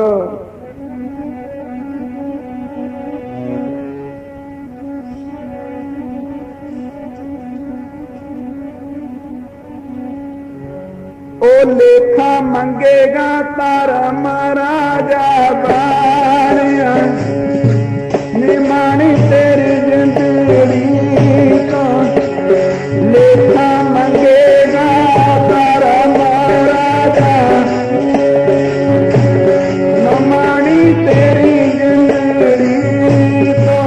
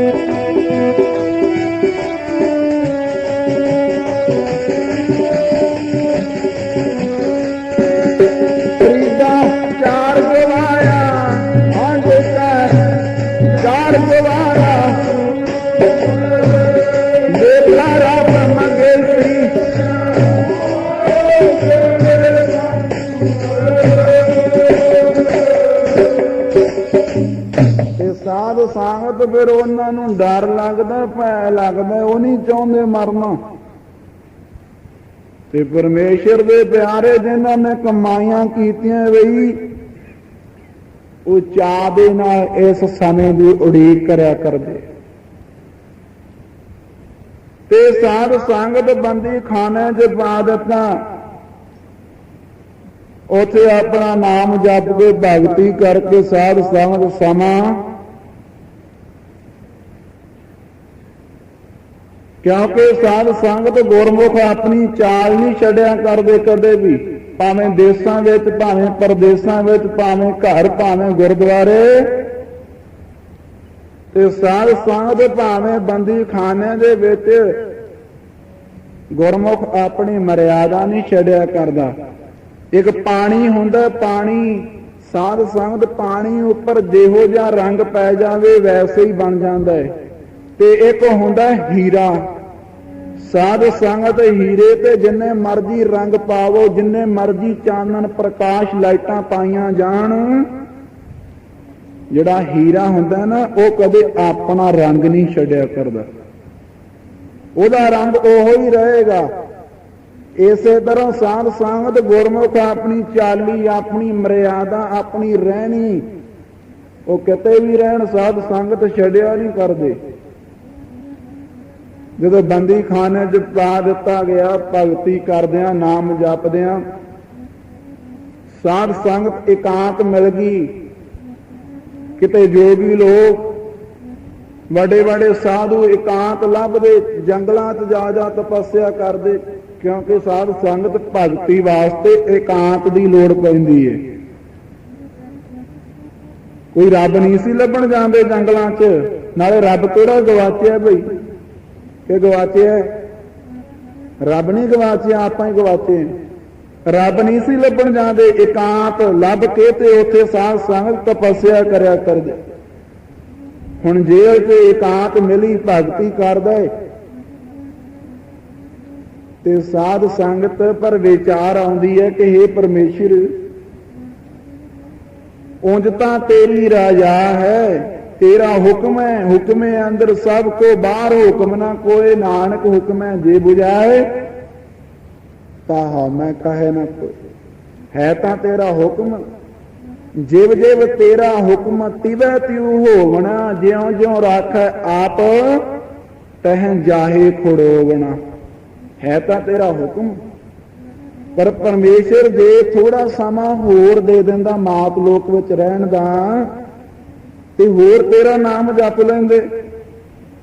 ਸੱਚਾ ਲਾਲਚ ਹੈ ਗੁਰਮੁਖਾਂ ਨੂੰ, ਦੁਨੀਆ ਨੂੰ ਝੂਠਾ ਲਾਲਚ ਹੈ ਬਈ ਛੇਤੀ ਘਰ ਪਹੁੰਚ ਜਾ, 4 ਮਣ ਦਾਣੇ ਇਕੱਠੇ ਕਰ ਲੂੰ, ਛੇਤੀ ਚਲਿਆ ਜਾਵਾਂ, ਇਧਰੋਂ ਵੀ ਕਿਸੇ ਨੌਕਰੀ ਸਰਵਿਸ ਤੋਂ ਕਿਤੇ ਲੇਟ ਨਾ ਹੋ ਜਾਵਾਂ, ਹੋਰ ਪਦਾਰਥ ਕਮਾ ਲਵਾਂਗਾ, 4 ਸਾਲ ਜ਼ਿੰਦਗੀ ਹੋਰ ਮਿਲ ਜੇ, ਧੀਆਂ ਪੁੱਤਰਾਂ ਨੂੰ ਵਿਆਹ ਲਵਾਂਗਾ, 5-7 ਸਾਲ ਦੀ ਉਮਰ ਹੋਰ ਮਿਲ ਜਾਵੇ, ਪੁੱਤ ਪੋਤਰੀਆਂ ਨੂੰ, ਦੋਤਰੇ ਤੇ ਦੋਤਰੀਆਂ ਦੀਆਂ ਸ਼ਾਦੀਆਂ ਕਰ ਲਵਾਂਗਾ। ਇਹ ਕੂੜਾ ਲਾਲਚ। ਬਾਣੀ ਕਹਿੰਦੀ ਹੈ ਕੂੜਾ ਲਾਲਚ ਛੱਡੀਐ ਹੋਏ ਇੱਕ ਮਣ ਅਲਖ ਤੇ ਆਈ। ਇਹ ਕੂੜਾ ਲਾਲਚ, ਪਰ ਗੁਰਮੁਖਾਂ ਨੂੰ ਸੱਚਾ ਲਾਲਚ ਕਿ ਜਿੰਨਾ ਸਮਾਂ ਵਧੇਰਾ ਮਿਲੇਗਾ ਉਹ ਉਤਨੀ ਹੀ ਵਧੇਰੀ ਭਗਤੀ ਕਰਾਂਗੇ, ਵਧੇਰਾ ਨਾਮ ਜਪਾਂਗੇ। ਤੇ ਸਾਧ ਸੰਗਤ ਅਰਜ਼ੋਈਆਂ ਬੇਨਤੀਆਂ ਕਿ ਪਾਤਸ਼ਾਹ ਹੈ ਅਕਾਲ ਪੁਰਖ, ਜੇ ਥੋੜਾ ਸਮਾਂ ਹੋਰ ਮਿਲ ਜਾਵੇ, ਥੋੜੀ ਜ਼ਿੰਦਗੀ, ਸਾਧ ਸੰਗਤ वैसे पता कोई नहीं, उजाले अपनी यादों के साथ रहने दो, मत जाने ना जाने किस गली में जिंदगी की शाम हो जाए। पर फिर भी परमेश्वर के प्यारे जे समय की मंग करते हैं तो वह नाम जपण वास्ते अखीर आओ वो समा आया जिहड़ा दिन ज्योतिषियां पंडितां ने मेथिया सी ना, ते साध संगत वो दिन ते हुण पहला पुछदे है, कहंदे तेरी इच्छा की है, आखिरी ख्वाहिश की है, तेनू मार देना है, कोई इच्छा होवे तां दस। ਸਾਧ ਸੰਗਤ ਉਹ ਬੱਚਾ ਕਹਿਣ ਲੱਗਾ, ਬਾਲਕ ਕਹਿੰਦਾ ਬਈ ਮੇਰੀ ਹੋਰ ਤਾਂ ਇੱਛਾ ਕੋਈ ਨਹੀਂ, ਨਾ ਘਰਦਿਆਂ ਨੂੰ ਮਿਲਣਾ। ਘਰਦਿਆਂ ਨੂੰ ਕੀ ਮਿਲਣਾ, ਉਹਨਾਂ ਤਾਂ ਵੇਚ ਹੀ ਦਿੱਤਾ ਤੁਹਾਡੇ ਪਾਸ, ਮਰਨ ਵਾਸਤੇ ਤਾਂ ਮੈਨੂੰ ਭੇਜ ਹੀ ਦਿੱਤਾ। ਨਾ ਕਿਸੇ ਮਿੱਤਰ ਬੇਲੀ ਨੂੰ ਮਿਲਣਾ ਹੈ। ਇੱਛਾ ਜ਼ਰੂਰ ਹੈ, ਉਹ ਕਿਹੜੀ ਹੈ? ਆਪ ਦੇ ਮਹਿਲਾਂ ਦੇ ਨਜ਼ਦੀਕ ਦੀ ਨਦੀ ਲੰਘਦੀ ਹੈ, ਮੈਨੂੰ ਘੰਟਾ ਸਵਾ ਘੰਟਾ ਦਿੱਤਾ ਜਾਵੇ, ਮੈਂ ਨਦੀ ਤੇ ਇਸ਼ਨਾਨ ਕਰਾਂਗਾ। ਇਸ਼ਨਾਨ ਕਰਨ ਤੋਂ ਬਾਅਦ ਮੈਂ ਪਰਮੇਸ਼ਰ ਦਾ ਧਿਆਨ ਕਰਾਂਗਾ, ਅਰਦਾਸ ਬੇਨਤੀ ਆਪਣਾ ਭਜਨ ਪਾਠ ਕਰਾਂਗਾ ਤੇ ਮੈਨੂੰ ਲੈਣ ਕੋਈ ਨਾ ਆਵੇ। ਉਦੋਂ ਬਾਅਦ ਮੈਂ ਆਪੇ ਉੱਠ ਕੇ ਤੇ ਤੁਹਾਡੇ ਪਾਸ ਆ ਜਾਵਾਂਗਾ। ਫਿਰ ਭਾਵੇਂ ਗਲ ਵੱਢਿਓ, ਭਾਵੇਂ ਨਿੱਕਾ ਨਿੱਕਾ ਕਰਕੇ ਤੇ ਬੰਦ ਕੱਟਿਓ, ਜੋ ਮਰਜ਼ੀ, ਭਾਵੇਂ ਫਾਂਸੀ ਤੇ ਚਾੜਿਓ, ਜੋ ਮਰਜ਼ੀ ਕਰਿਓ, ਪਰ ਮੈਨੂੰ ਸਵਾ ਘੰਟਾ ਜ਼ਰੂਰ ਦਿੱਤਾ ਜਾਵੇ। ਸਾਧ ਸੰਗਤ ਰਾਜੇ ਨੇ ਸੋਚਿਆ ਵੀ ਬਲੀ ਤਾਂ ਇਹਦੀ ਦੇ ਹੀ ਦੇਣੀ ਹੈ, ਚਲੋ ਸਵਾ ਘੰਟੇ ਨਾਲ ਕਿਆ ਫਰਕ ਪੈਂਦਾ, ਆਪਾਂ ਭੇਜ ਦਿੱਤਾ। ਨਦੀ ਤੇ ਜਾ ਕੇ ਕੀਤਾ ਇਸ਼ਨਾਨ। ਇਸ਼ਨਾਨ ਕਰਨ ਤੋਂ ਬਾਅਦ ਤੇ ਸਾਧ ਸੰਗਤ ਬੈਠ ਗਿਆ, ਚੌਂਕੜੀ ਮਾਰ ਲਈ। ਕੁਝ ਸਮਾਂ ਪ੍ਰਭੂ ਦੀ ਯਾਦ ਵਿੱਚ ਲਿਵਲੀਨ ਹੋਇਆ। ਫਿਰ ਰੇਤੇ ਦੀਆਂ ਢੇਰੀਆਂ ਜਿਹੀਆਂ ਬਣਾ ਲੈਂਦੇ। ਫਿਰ ਸਾਧ ਸੰਗਤ 4 ਢੇਰੀਆਂ ਬਣਾ ਲਈਆਂ ਮਿੱਟੀ ਦੀਆਂ, ਤੇ ਜਦੋਂ ਬਣਾਈਆਂ 4 ਢੇਰੀਆਂ, ਰਾਜਾ ਮਹਿਲਾਂ ਤੇ ਖੜਾ ਦੇਖਦਾ ਵੀ ਕਰੂਗਾ ਕੀ ਹੈ, ਮੈਂ ਵੇਖਾਂ ਤਾਂ ਸਹੀ। ਵੇਖ ਰਿਹਾ ਰਾਜਾ, ਉਹ ਬਾਲਕ ਨੇ, ਬੱਚੇ ਨੇ 4 ਢੇਰੀਆਂ ਬਣਾਈਆਂ ਤੇ ਬਣਾ ਕੇ ਨਾ ਵਾਰੋ ਵਾਰੀ ਪਹਿਲਾਂ ਇੱਕ ਢਾਤੀ, ਦੂਜੀ ਢਾਤੀ, ਤੀਜੀ ਢੇਰੀ ਢਾਤੀ, ਪਰ ਚੌਥੀ ਢੇਰੀ ਰੱਖ ਲਈਏ। ਬਸ ਉਹ ਢੇਰੀ ਉਸੇ ਤਰ੍ਹਾਂ ਰੱਖ ਕੇ ਤੇ ਮੁੜ ਆਇਆ ਵਾਪਸ। ਕਹਿੰਦਾ ਵੀ ਹੁਣ ਮੈਂ ਤਿਆਰ ਹਾਂ, ਭਾਵੇਂ ਫਾਂਸੀ ਦਿਓ, ਭਾਵੇਂ ਗਲ ਵੱਢੋ ਤੇ ਭਾਵੇਂ ਮੇਰਾ ਕੁਤਰਾ ਕਰੋ, ਜੋ ਮਰਜ਼ੀ ਕਰੋ। ਹੁਣ ਰਾਜੇ ਨੇ ਸਾਰਾ ਵੇਖਿਆ ਸੀ, ਕਹਿਣ ਲੱਗਾ, ਬਾਲਕਾ ਬੱਚਿਆ, ਮਾਰ ਤਾਂ ਤੈਨੂੰ ਦੇਣਾ ਹੀ ਹੈ, ਪਰ ਜਾਂਦਾ ਜਾਂਦਾ ਮੇਰੇ ਮਨ 'ਚ ਸ਼ੰਕਾ ਹੈ, ਮੇਰਾ ਸ਼ੰਕਾ ਹੀ ਨਿਵਰਤ ਕਰ ਦੇ। ਕਹਿੰਦਾ, ਬਾਦਸ਼ਾਹ ਦੱਸੋ, ਮੇਰੇ ਲਾਇਕ ਸੇਵਾ ਮੈਂ ਤੁਹਾਡੇ ਕਿਸੇ ਕੰਮ ਆ ਸਕਾਂ? ਕਹਿੰਦੇ ਵੀ ਹੋਰ ਤਾਂ ਗੱਲ ਠੀਕ ਹੈ, ਤਾਂ ਇਸ਼ਨਾਨ ਕੀਤਾ ਤੇ ਕਰਨਾ ਚਾਹੀਦਾ, ਚੌਂਕੜਾ ਮਾਰਿਆ, ਪ੍ਰਭੂ ਨੂੰ ਯਾਦ ਕੀਤਾ, ਕਰਨਾ ਚਾਹੀਦਾ। 4 ਢੇਰੀਆਂ ਬਣਾ ਲਈਆਂ ਤੇ 3 ਢਾ ਦਿੱਤੀਆਂ, 1 ਰੱਖ ਲਈ। ਕਾਰਨ ਕੀ ਬਣਿਆ? ਇਹ ਗੱਲ ਕੀ ਹੋਈ? ਇਹਦੇ ਵਿੱਚ ਰਾਜ ਕੀ ਹੈ? ਸਾਧ ਸੰਗਤ ਬਾਲਕ ਕਹਿੰਦਾ, ਬਾਦਸ਼ਾਹ ਤੁਸੀਂ ਪੁੱਛ ਕੇ ਕੀ ਕਰਨਾ? ਤੁਸੀਂ ਆਪਣਾ ਜਿਹੜਾ ਕੰਮ ਮੈਨੂੰ ਆਪਣੇ ਪੁੱਤਰ ਦੀ ਪ੍ਰਾਪਤੀ ਵਾਸਤੇ ਤੇ ਮੇਰਾ ਗਲ ਵੱਢਣਾ, ਵੱਢ ਦਿਓ, ਬਲੀ ਦੇ ਦਿਓ, ਤੁਸੀਂ ਪੁੱਛ ਕੇ ਕੀ ਲੈਣਾ? ਕਹਿੰਦੇ ਨਹੀਂ, ਤੂੰ ਦੱਸ, ਨਹੀਂ ਤਾਂ ਮੇਰੇ ਮਨ 'ਚ ਸੰਸ਼ਾ ਹੀ ਰਹੂ, ਸ਼ੰਕਾ ਹੀ ਰਹੂ।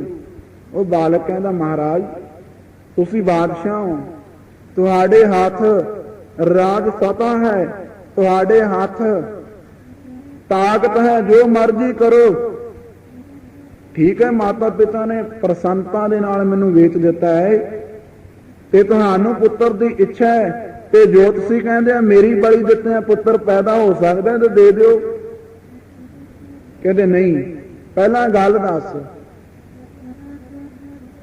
ਉਹਨਾਂ ਚਿਰ ਮੈਂ ਮਾਰਾਂਗਾ ਨਹੀਂ ਜਿੰਨਾ ਚਿਰ ਤੂੰ ਦੱਸੇਗਾ ਨਹੀਂ ਕਿ ਕਾਰਨ ਕੀ ਹੈ, ਕਿਉਂ 3 ਢੇਰੀਆਂ 4 ਬਣਾਈਆਂ ਤੇ 3 ਕਿਉਂ ਢਾਈਆਂ। ਕਹਿੰਦਾ ਜੀ ਜ਼ਰੂਰ ਪੁੱਛਣਾ। ਕਹਿੰਦਾ ਹਾਂ। ਕਹਿੰਦੇ ਲੈ ਫਿਰ ਸੁਣ, 4 ਢੇਰੀਆਂ ਬਣਾਈਆਂ। ਪਹਿਲੀ ਢੇਰੀ ਸੀ ਮਾਤਾ ਪਿਤਾ ਦੇ ਨਾਮ ਦੀ, ਬੱਚੇ ਦੇ ਰੱਖਿਆ ਕਿ ਪਹਿਲਾਂ ਮਾਤਾ ਪਿਤਾ ਹੁੰਦੇ ਹੈ। ਦੂਜੀ ਢੇਰੀ ਸੀ ਰਾਜਾ ਤੇਰੇ ਨਾਮ ਦੀ, ਤੀਜੀ ਢੇਰੀ ਸੀ ਦੇਵੀ ਦੇਵਤਿਆਂ ਦੇ ਨਾਮ ਦੀ, ਤੇ ਚੌਥੀ ਢੇਰੀ ਹੈ ਅਕਾਲ ਪੁਰਖ ਦੇ ਨਾਮ ਦੀ। ਮੈਂ ਪਹਿਲੀ ਢੇਰੀ ਢਾ ਦਿੱਤੀ ਕਿ ਮਾਤਾ ਪਿਤਾ ਨੇ ਮੇਰੀ ਰਾਖੀ ਕੀ ਕਰਨੀ ਹੈ, ਉਹ ਤਾਂ ਤੁਹਾਡੇ ਪਾਸ ਵੇਚ ਹੀ ਗਏ ਹੈ ਨਾ, ਉਹ ਰਾਖੀ ਕੀ ਕਰਨਗੇ? ਜੇ ਮਾਤਾ ਪਿਤਾ ਨੇ ਰਾਖੀ ਕਰਨੀ ਹੁੰਦੀ ਤੇ ਚਾਂਦੀ ਦੀਆਂ ਛਿਲੜਾਂ ਦੇ ਪਿੱਛੇ ਮੈਨੂੰ ਵੇਚ ਕੇ ਕਿਉਂ ਜਾਂਦੇ? मैं ढेरी ढा दिती। पहले रखियक माता पिता हुंदे है ते दूजी राखी करन वाला हुंदा है जो देश दा राजा होवे। राजे दे पासों न्याय दी आस हुंदी है, न्याय दी। राजे दे पासों न्याय दी आस हुंदी है। तेरे नाम दी ढेरी बनाई पर ख्याल आया कि राजे ने तां खरीदे मैनू, राजे ने तां मजबूर कीता, ढंडोरा दिता ते मेरे माता पिता ने वेचिया। राजे ने तां अपनी लोड़ पूरी करने वास्ते मैनू खरीदिया ते अज मैनू मार देना। राजे ने मेरी राखी की करनी है? तुहाडे तो भी न्याय दी आस नहीं। ठीक हो, आप राजे हो, राजे प्रजा दी राखी करया करदे हमेशा न्याय देंदे, पर तुसी तां पुत्र दी प्राप्ति वास्ते मेरी बलि देनी है, मैनू मारना, तुसी मेरी राखी की करोगे? दूजी ढेरी भी ढा दिती। कहंदे तीजी ढेरी बनाई सी देवी देवतियां दे नाम दी। देवी देवते राखी करदे है, पर ख्याल आया कि देवी देवतियां दे अगे तो मैनू बलि देना है ते देवी देवतियां ने राखी की करनी है? देवी देवते तो मेरे खून दे प्यासे बने हुए, वो क्या राखी करनगे? उन्हां दे अगे तो बलि दिती जा रही है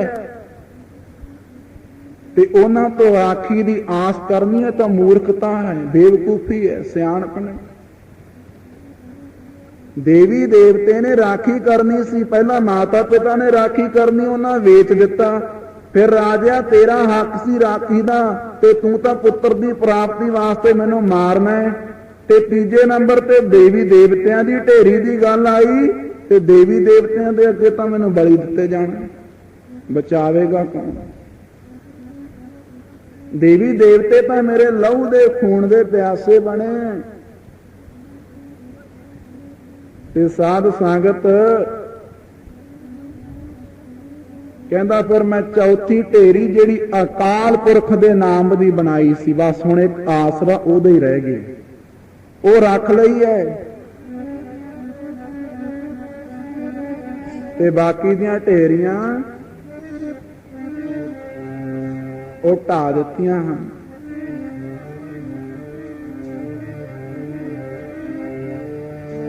ओ मैं तां सारियां ढेरियां ढा के इको ढेरी रखी राम दी, सारियां ढेरियां इको ढेरी रखी राम दी।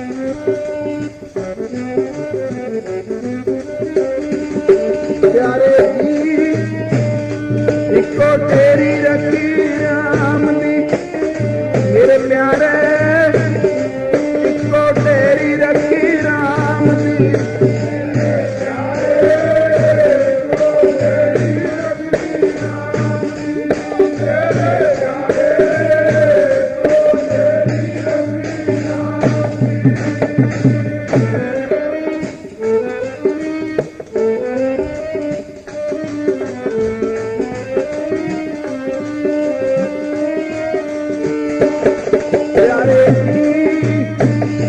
इको तेरी रखी राम दी, मेरे प्यारे इको तेरी रखी राम दी, मेरे प्यारे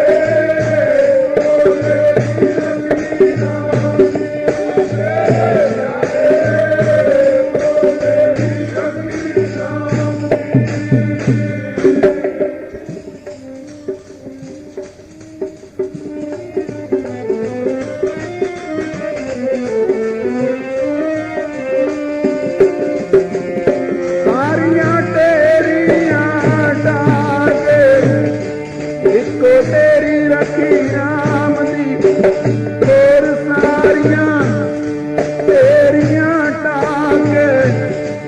इको तेरी रखी राम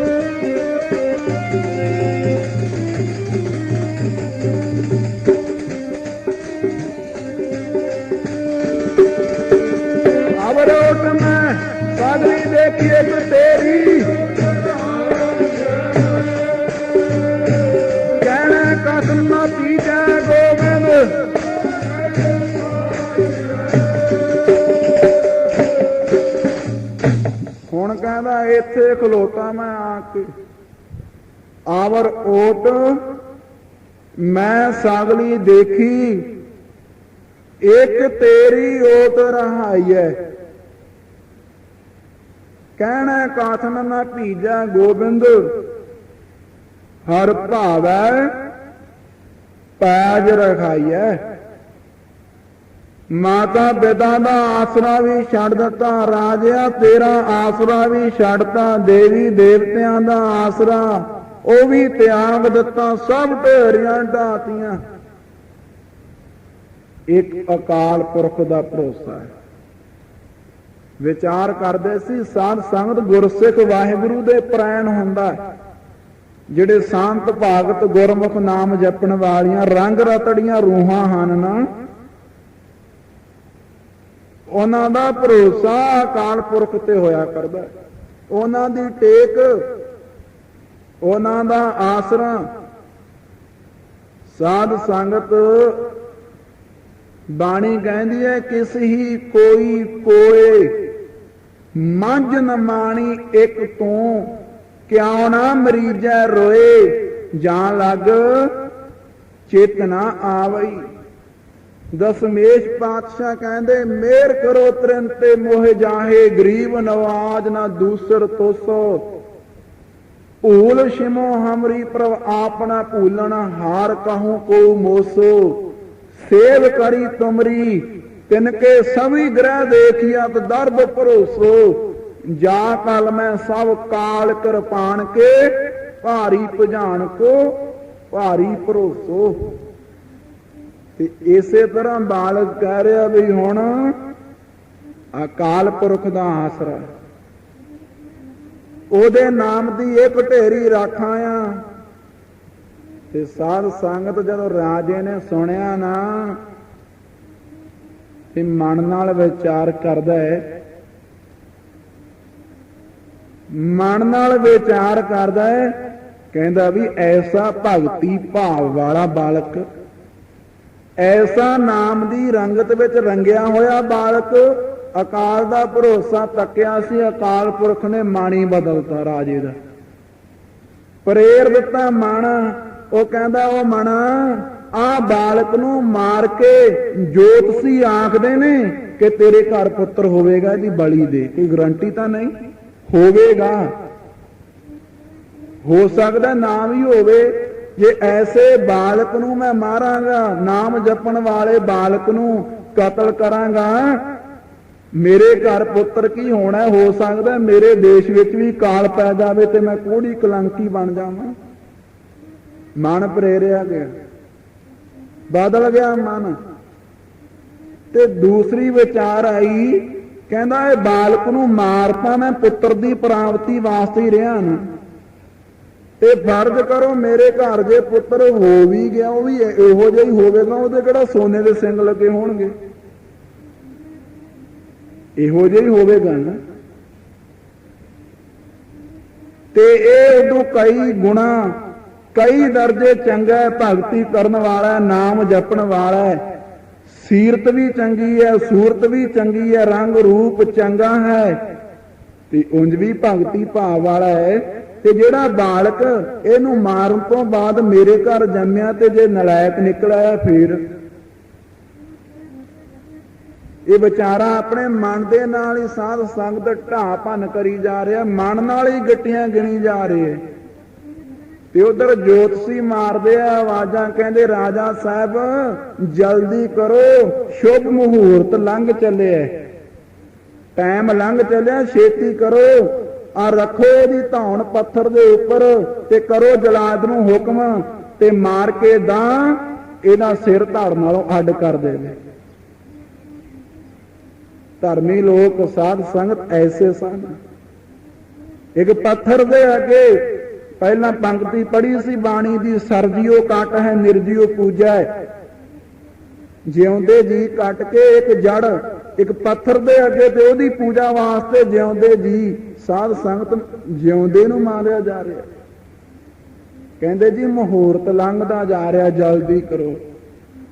ਉਧਰ ਰਾਜੇ ਦੇ ਮਨ ਤੇ ਮਿਹਰ ਆ ਗਈ, ਅਕਾਲ ਪੁਰਖ ਨੇ ਕੀਤੀ ਦਇਆ, ਕਿਰਪਾ ਮਨ ਭਰਿਆ ਦਿੱਤਾ, ਕਹਿ ਦਿੱਤਾ ਵੀ ਪੰਡਤੋ ਬਈ ਤੁਸੀਂ ਆਪਣੀ ਜਿਹੜੀ ਭੇਟਾ ਪੂਜਾ ਲੈਣੀ ਹੈ ਲਵੋ, ਤੇ ਪ੍ਰਸ਼ਾਦਾ ਤਿਆਰ ਹੈ, ਖੀਰ ਕੜਾ ਛਕੋ ਤੇ ਚਾਲੇ ਪਾਓ। ਕਹਿੰਦੇ ਜੀ ਬਲੀ ਨਹੀਂ ਦੇਣੀ, ਕਹਿੰਦੇ ਬਲੀ ਦੇ ਕੇ ਤੁਸੀਂ ਆਖਦੇ ਹੋ ਪੁੱਤਰ ਹੋਵੇਗਾ, ਜੇ ਨਾ ਹੋਇਆ ਤੇ ਜੇ ਹੋ ਵੀ ਗਿਆ ਤੇ ਏਦੂ ਚੰਗਾ ਪੁੱਤਰ ਤਾਂ ਨਹੀਂ ਮਿਲਣਾ, ਮੈਂ ਤਾਂ ਇਹਨੂੰ ਹੀ ਆਪਣਾ ਮਤਵੰਨਾ ਬਣਾ ਲਿਆ ਹੈ।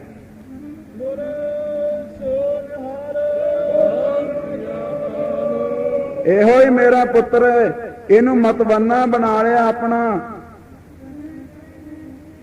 ਤੇ ਸਾਧ ਸੰਗਤ ਪੰਡਤਾਂ ਨੂੰ ਕਰ ਦਿੱਤਾ ਵਿਦਾ, ਬੁਲਾ ਕੇ ਇਕੱਠ, ਬੁਲਾ ਕੇ ਪਰਜਾ ਨੂੰ, ਜਨਤਾ ਨੂੰ, ਤੇ ਭਰੀ ਸਭਾ ਦੇ ਵਿੱਚ ਰਾਜੇ ਨੇ ਐਲਾਨ ਕਰ ਦਿੱਤਾ ਕਿ ਮੇਰੇ ਤੋਂ ਬਾਅਦ ਮੇਰੇ ਰਾਜ ਭਾਗ ਦਾ ਵਾਰਸ ਆ ਬੱਚਾ ਹੋਵੇਗਾ। ਮਤਾ ਕਰ ਪੂਰਬ ਕੈ ਤਾਈ, ਪੱਛਮ ਹੀ ਲੈ ਜਾ। ਓ ਮੈਂ ਕੀ ਦਾਤਾ ਜਾਣਾ ਖੇਡਾਂ ਤੇਰੀਆਂ ਨਿਆਰੀਆਂ, ਮੈਂ ਨਾ ਦਾਤਾ ਜਾਣਾ ਖੇਡਾਂ ਤੇਰੀਆਂ ਨਿਆਰੀਆਂ, ਮੈਂ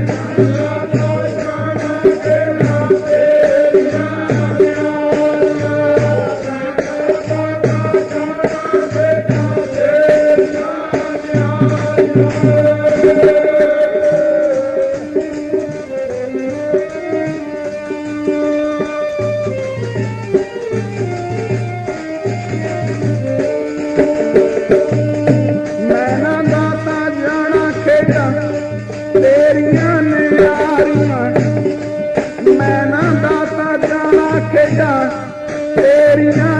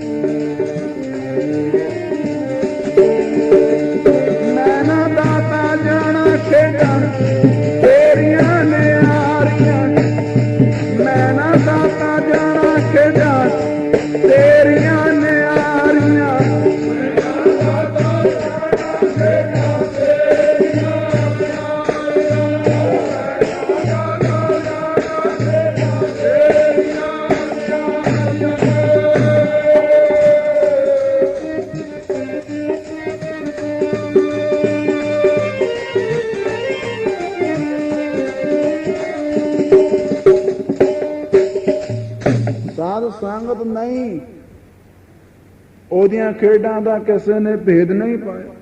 ਮਾਤਾ ਪਿਤਾ ਹੈਰਾਨ, ਕਹਿੰਦੇ ਅਸੀਂ ਤਾਂ ਕਹਿੰਦੇ ਸੀ ਵਿਹਲੇ ਤੇ ਰਾਜੇ ਤੋਂ ਨਾਮ ਲੈ ਲਿਆ ਸੀ ਕਿ ਇਹਨੂੰ ਮਾਰ ਦੇਵੇਗਾ, ਤੇ ਇਹ ਵਿਹਲਾ ਇਹ ਤਾਂ ਅੱਜ ਰਾਜ ਭਾਗ ਦਾ ਮਾਲਕ ਬਣ ਚੱਲਿਆ। ਗੁਰੂ ਨਾਨਕ ਸਾਹਿਬ ਮਹਾਰਾਜ ਨੇ ਵੀ ਕਿਸੇ ਬਾਲਕ ਨੂੰ ਹੋਲਾਂ ਜੱਬੀਆਂ ਤੇ ਕਹਿ ਦਿੱਤਾ ਸੀ, ਸੱਥਰ ਤੇਰਾ ਨੇਫ ਨਿਹਾਲੀ, ਭਾਉ ਤੇਰਾ ਪਕਵਾਨ, ਨਾਨਕ ਸਿਫਤੀ ਰਜਿਆ ਆਓ ਬਹੋ ਸੁਲਤਾਨ। ਸੋ ਆਓ ਵਿਚਾਰ ਜਿਨ੍ਹਾਂ ਅਕਾਲ ਦਾ ਭਰੋਸਾ, ਇੱਥੋਂ ਵਿਚਾਰ ਅੱਗੇ ਸਾਧ ਸੰਗਤ ਇਹ ਸਾਖੀ ਪ੍ਰਮਾਣ ਵੱਲ ਚਲੀ ਗਈ ਕਿ ਸਿੱਖ ਦਾ ਭਗਤਾਂ ਦਾ ਰੋਣਾ ਧੋਣਾ ਦੁੱਖ ਸੁੱਖ ਉਹ ਪਰਮੇਸ਼ਰ ਦੇ ਪਾਸ ਹੀ ਹੈ। ਪਾਰੋ ਜੁਲਕੇ ਦੀ ਵਿਚਾਰ ਕਰਦੇ ਸੀ, ਉਹ ਪੁੱਛ ਰਿਹਾ ਸਤਿਗੁਰਾਂ ਤੋਂ, ਮਹਾਰਾਜ ਹੰਸ ਤੇ ਪਰਮਹੰਸ ਵਿੱਚ ਕੀ ਫਰਕ ਹੁੰਦਾ? ਤਾਂ ਪਰਮੇਸ਼ਰ ਦੇ ਚੋਜ ਹਨ, ਰੰਗ ਹਨ। ਸਾਧ ਸੰਗਤ ਉਹ ਗੱਲ ਹੈ ਜਿਵੇਂ ਬਾਣੀ ਕਹਿੰਦੀ ਹੈ, ਨਰ ਚਾਹੇ ਕਿਛ ਔਰ ਹੈ ਕੀ ਔਰ ਹੈ। ਤੇ ਸਾਧ ਸੰਗਤ ਆਓ, ਦੁੱਖ ਸੁੱਖ ਖੁਸ਼ੀ ਤੇ ਗਮੀ ਇਹ ਸਭ ਸਾਧ ਸੰਗਤ ਪਰਮੇਸ਼ਰ ਦੀਆਂ ਨਿਆਮਤਾਂ ਹਨ। ਤੇ ਪਰਮੇਸ਼ਰ ਦੇ ਭਗਤ, ਪਰਮੇਸ਼ਰ ਦੇ ਪਿਆਰੇ, ਗੁਰੂ ਕੇ ਸਿੱਖ ਹਮੇਸ਼ਾ ਗੁਰੂ ਪ੍ਰੈਣ ਹੋ ਕੇ, ਵਾਹਿਗੁਰੂ ਪ੍ਰੈਣ ਹੋ ਕੇ ਜੀਵਨ ਬਤੀਤ ਕਰਦੇ ਹੈ। ਉਹਨਾਂ ਦਾ ਆਸਰਾ ਅਕਾਲ ਪੁਰਖ ਹੁੰਦਾ ਹੈ, ਜਿਹੜੇ ਅਕਾਲ ਦੇ ਬਣੇ ਹੁੰਦੇ ਹਨ। ਸਮੇਂ ਸਮੇਂ ਸਾਧ ਸੰਗਤ ਪਰਮੇਸ਼ਰ ਆਪਣੇ ਭਗਤਾਂ ਦੀ ਲੱਜਿਆ ਰੱਖਦਾ, ਆਪਣੇ ਭਗਤਾਂ ਦੀ ਰਾਖੀ ਕਰਦਾ। ਭਗਤਾਂ ਦੇ ਭਰੋਸੇ ਨੂੰ, ਵਿਸ਼ਵਾਸ ਨੂੰ ਤੋੜਦਾ ਨਹੀਂ, ਸਗੋਂ ਸਾਧ ਸੰਗਤ ਉਹ ਵਿਸ਼ਵਾਸ ਨੂੰ ਹੋਰ ਵੀ ਪੀੜਿਆਂ ਹੋਰ ਵੀ ਪੱਕਾ ਕਰ ਦਿੰਦਾ। ਮੂੰਹ ਲਾਲਣ ਸੋ ਪ੍ਰੀਤ ਬਣੀ, ਤੋਰੀ ਨਾ ਟੁੱਟੈ ਛੋਰੀ ਨਾ ਛੁਟੈ, ਐਸੀ ਮਾਧੋ। ਰਾਗ ਰਾਮ ਕਲੀ ਮਹਲਾ ਤੀਜਾ, ਆਨੰਦ ਇੱਕ ਓੰਕਾਰ ਸਤਿਗੁਰ ਪ੍ਰਸਾਦ। ਆਨੰਦ ਪਾਇਆ ਮੇਰੀ ਮਾਏ, ਸਤਿਗੁਰੂ ਮੈਂ ਪਾਇਆ।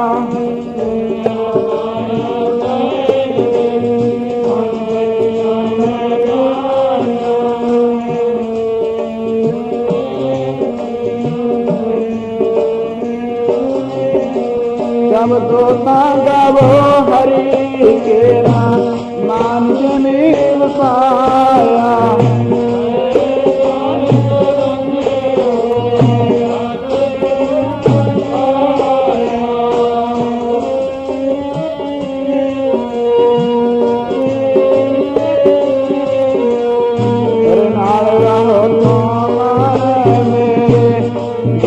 साबद सारना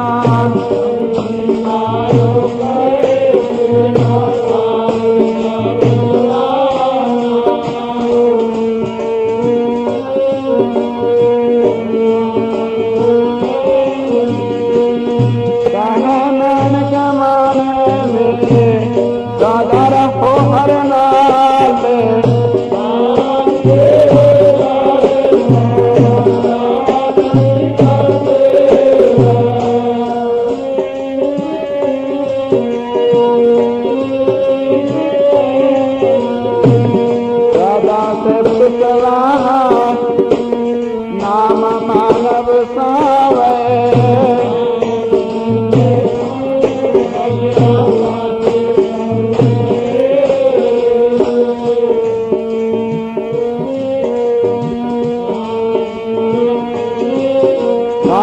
नाम मेरा दारो,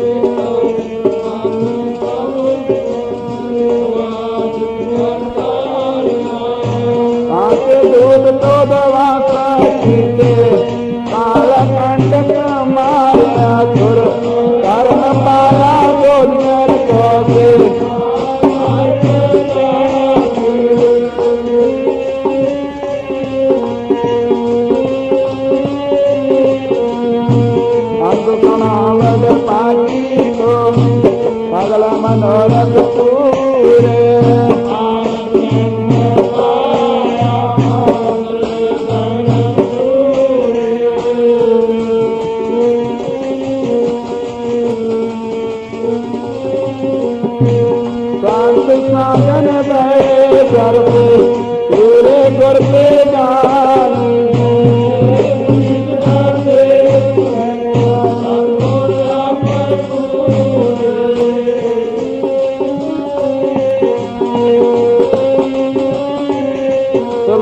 ਪਵਨ ਗੁਰੂ ਪਾਣੀ ਪਿਤਾ ਮਾਤਾ ਧਰਮ ਮਹਤ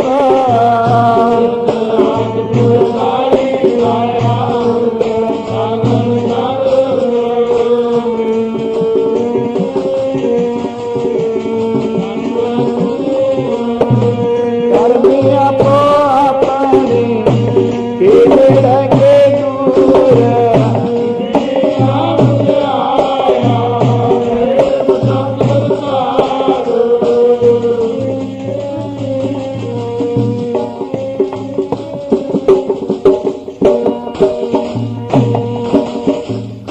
ਵਾਹਿਗੁਰੂ ਜੀ ਕਾ ਖਾਲਸਾ ਵਾਹਿਗੁਰੂ ਜੀ ਕੀ ਫਤਿਹ।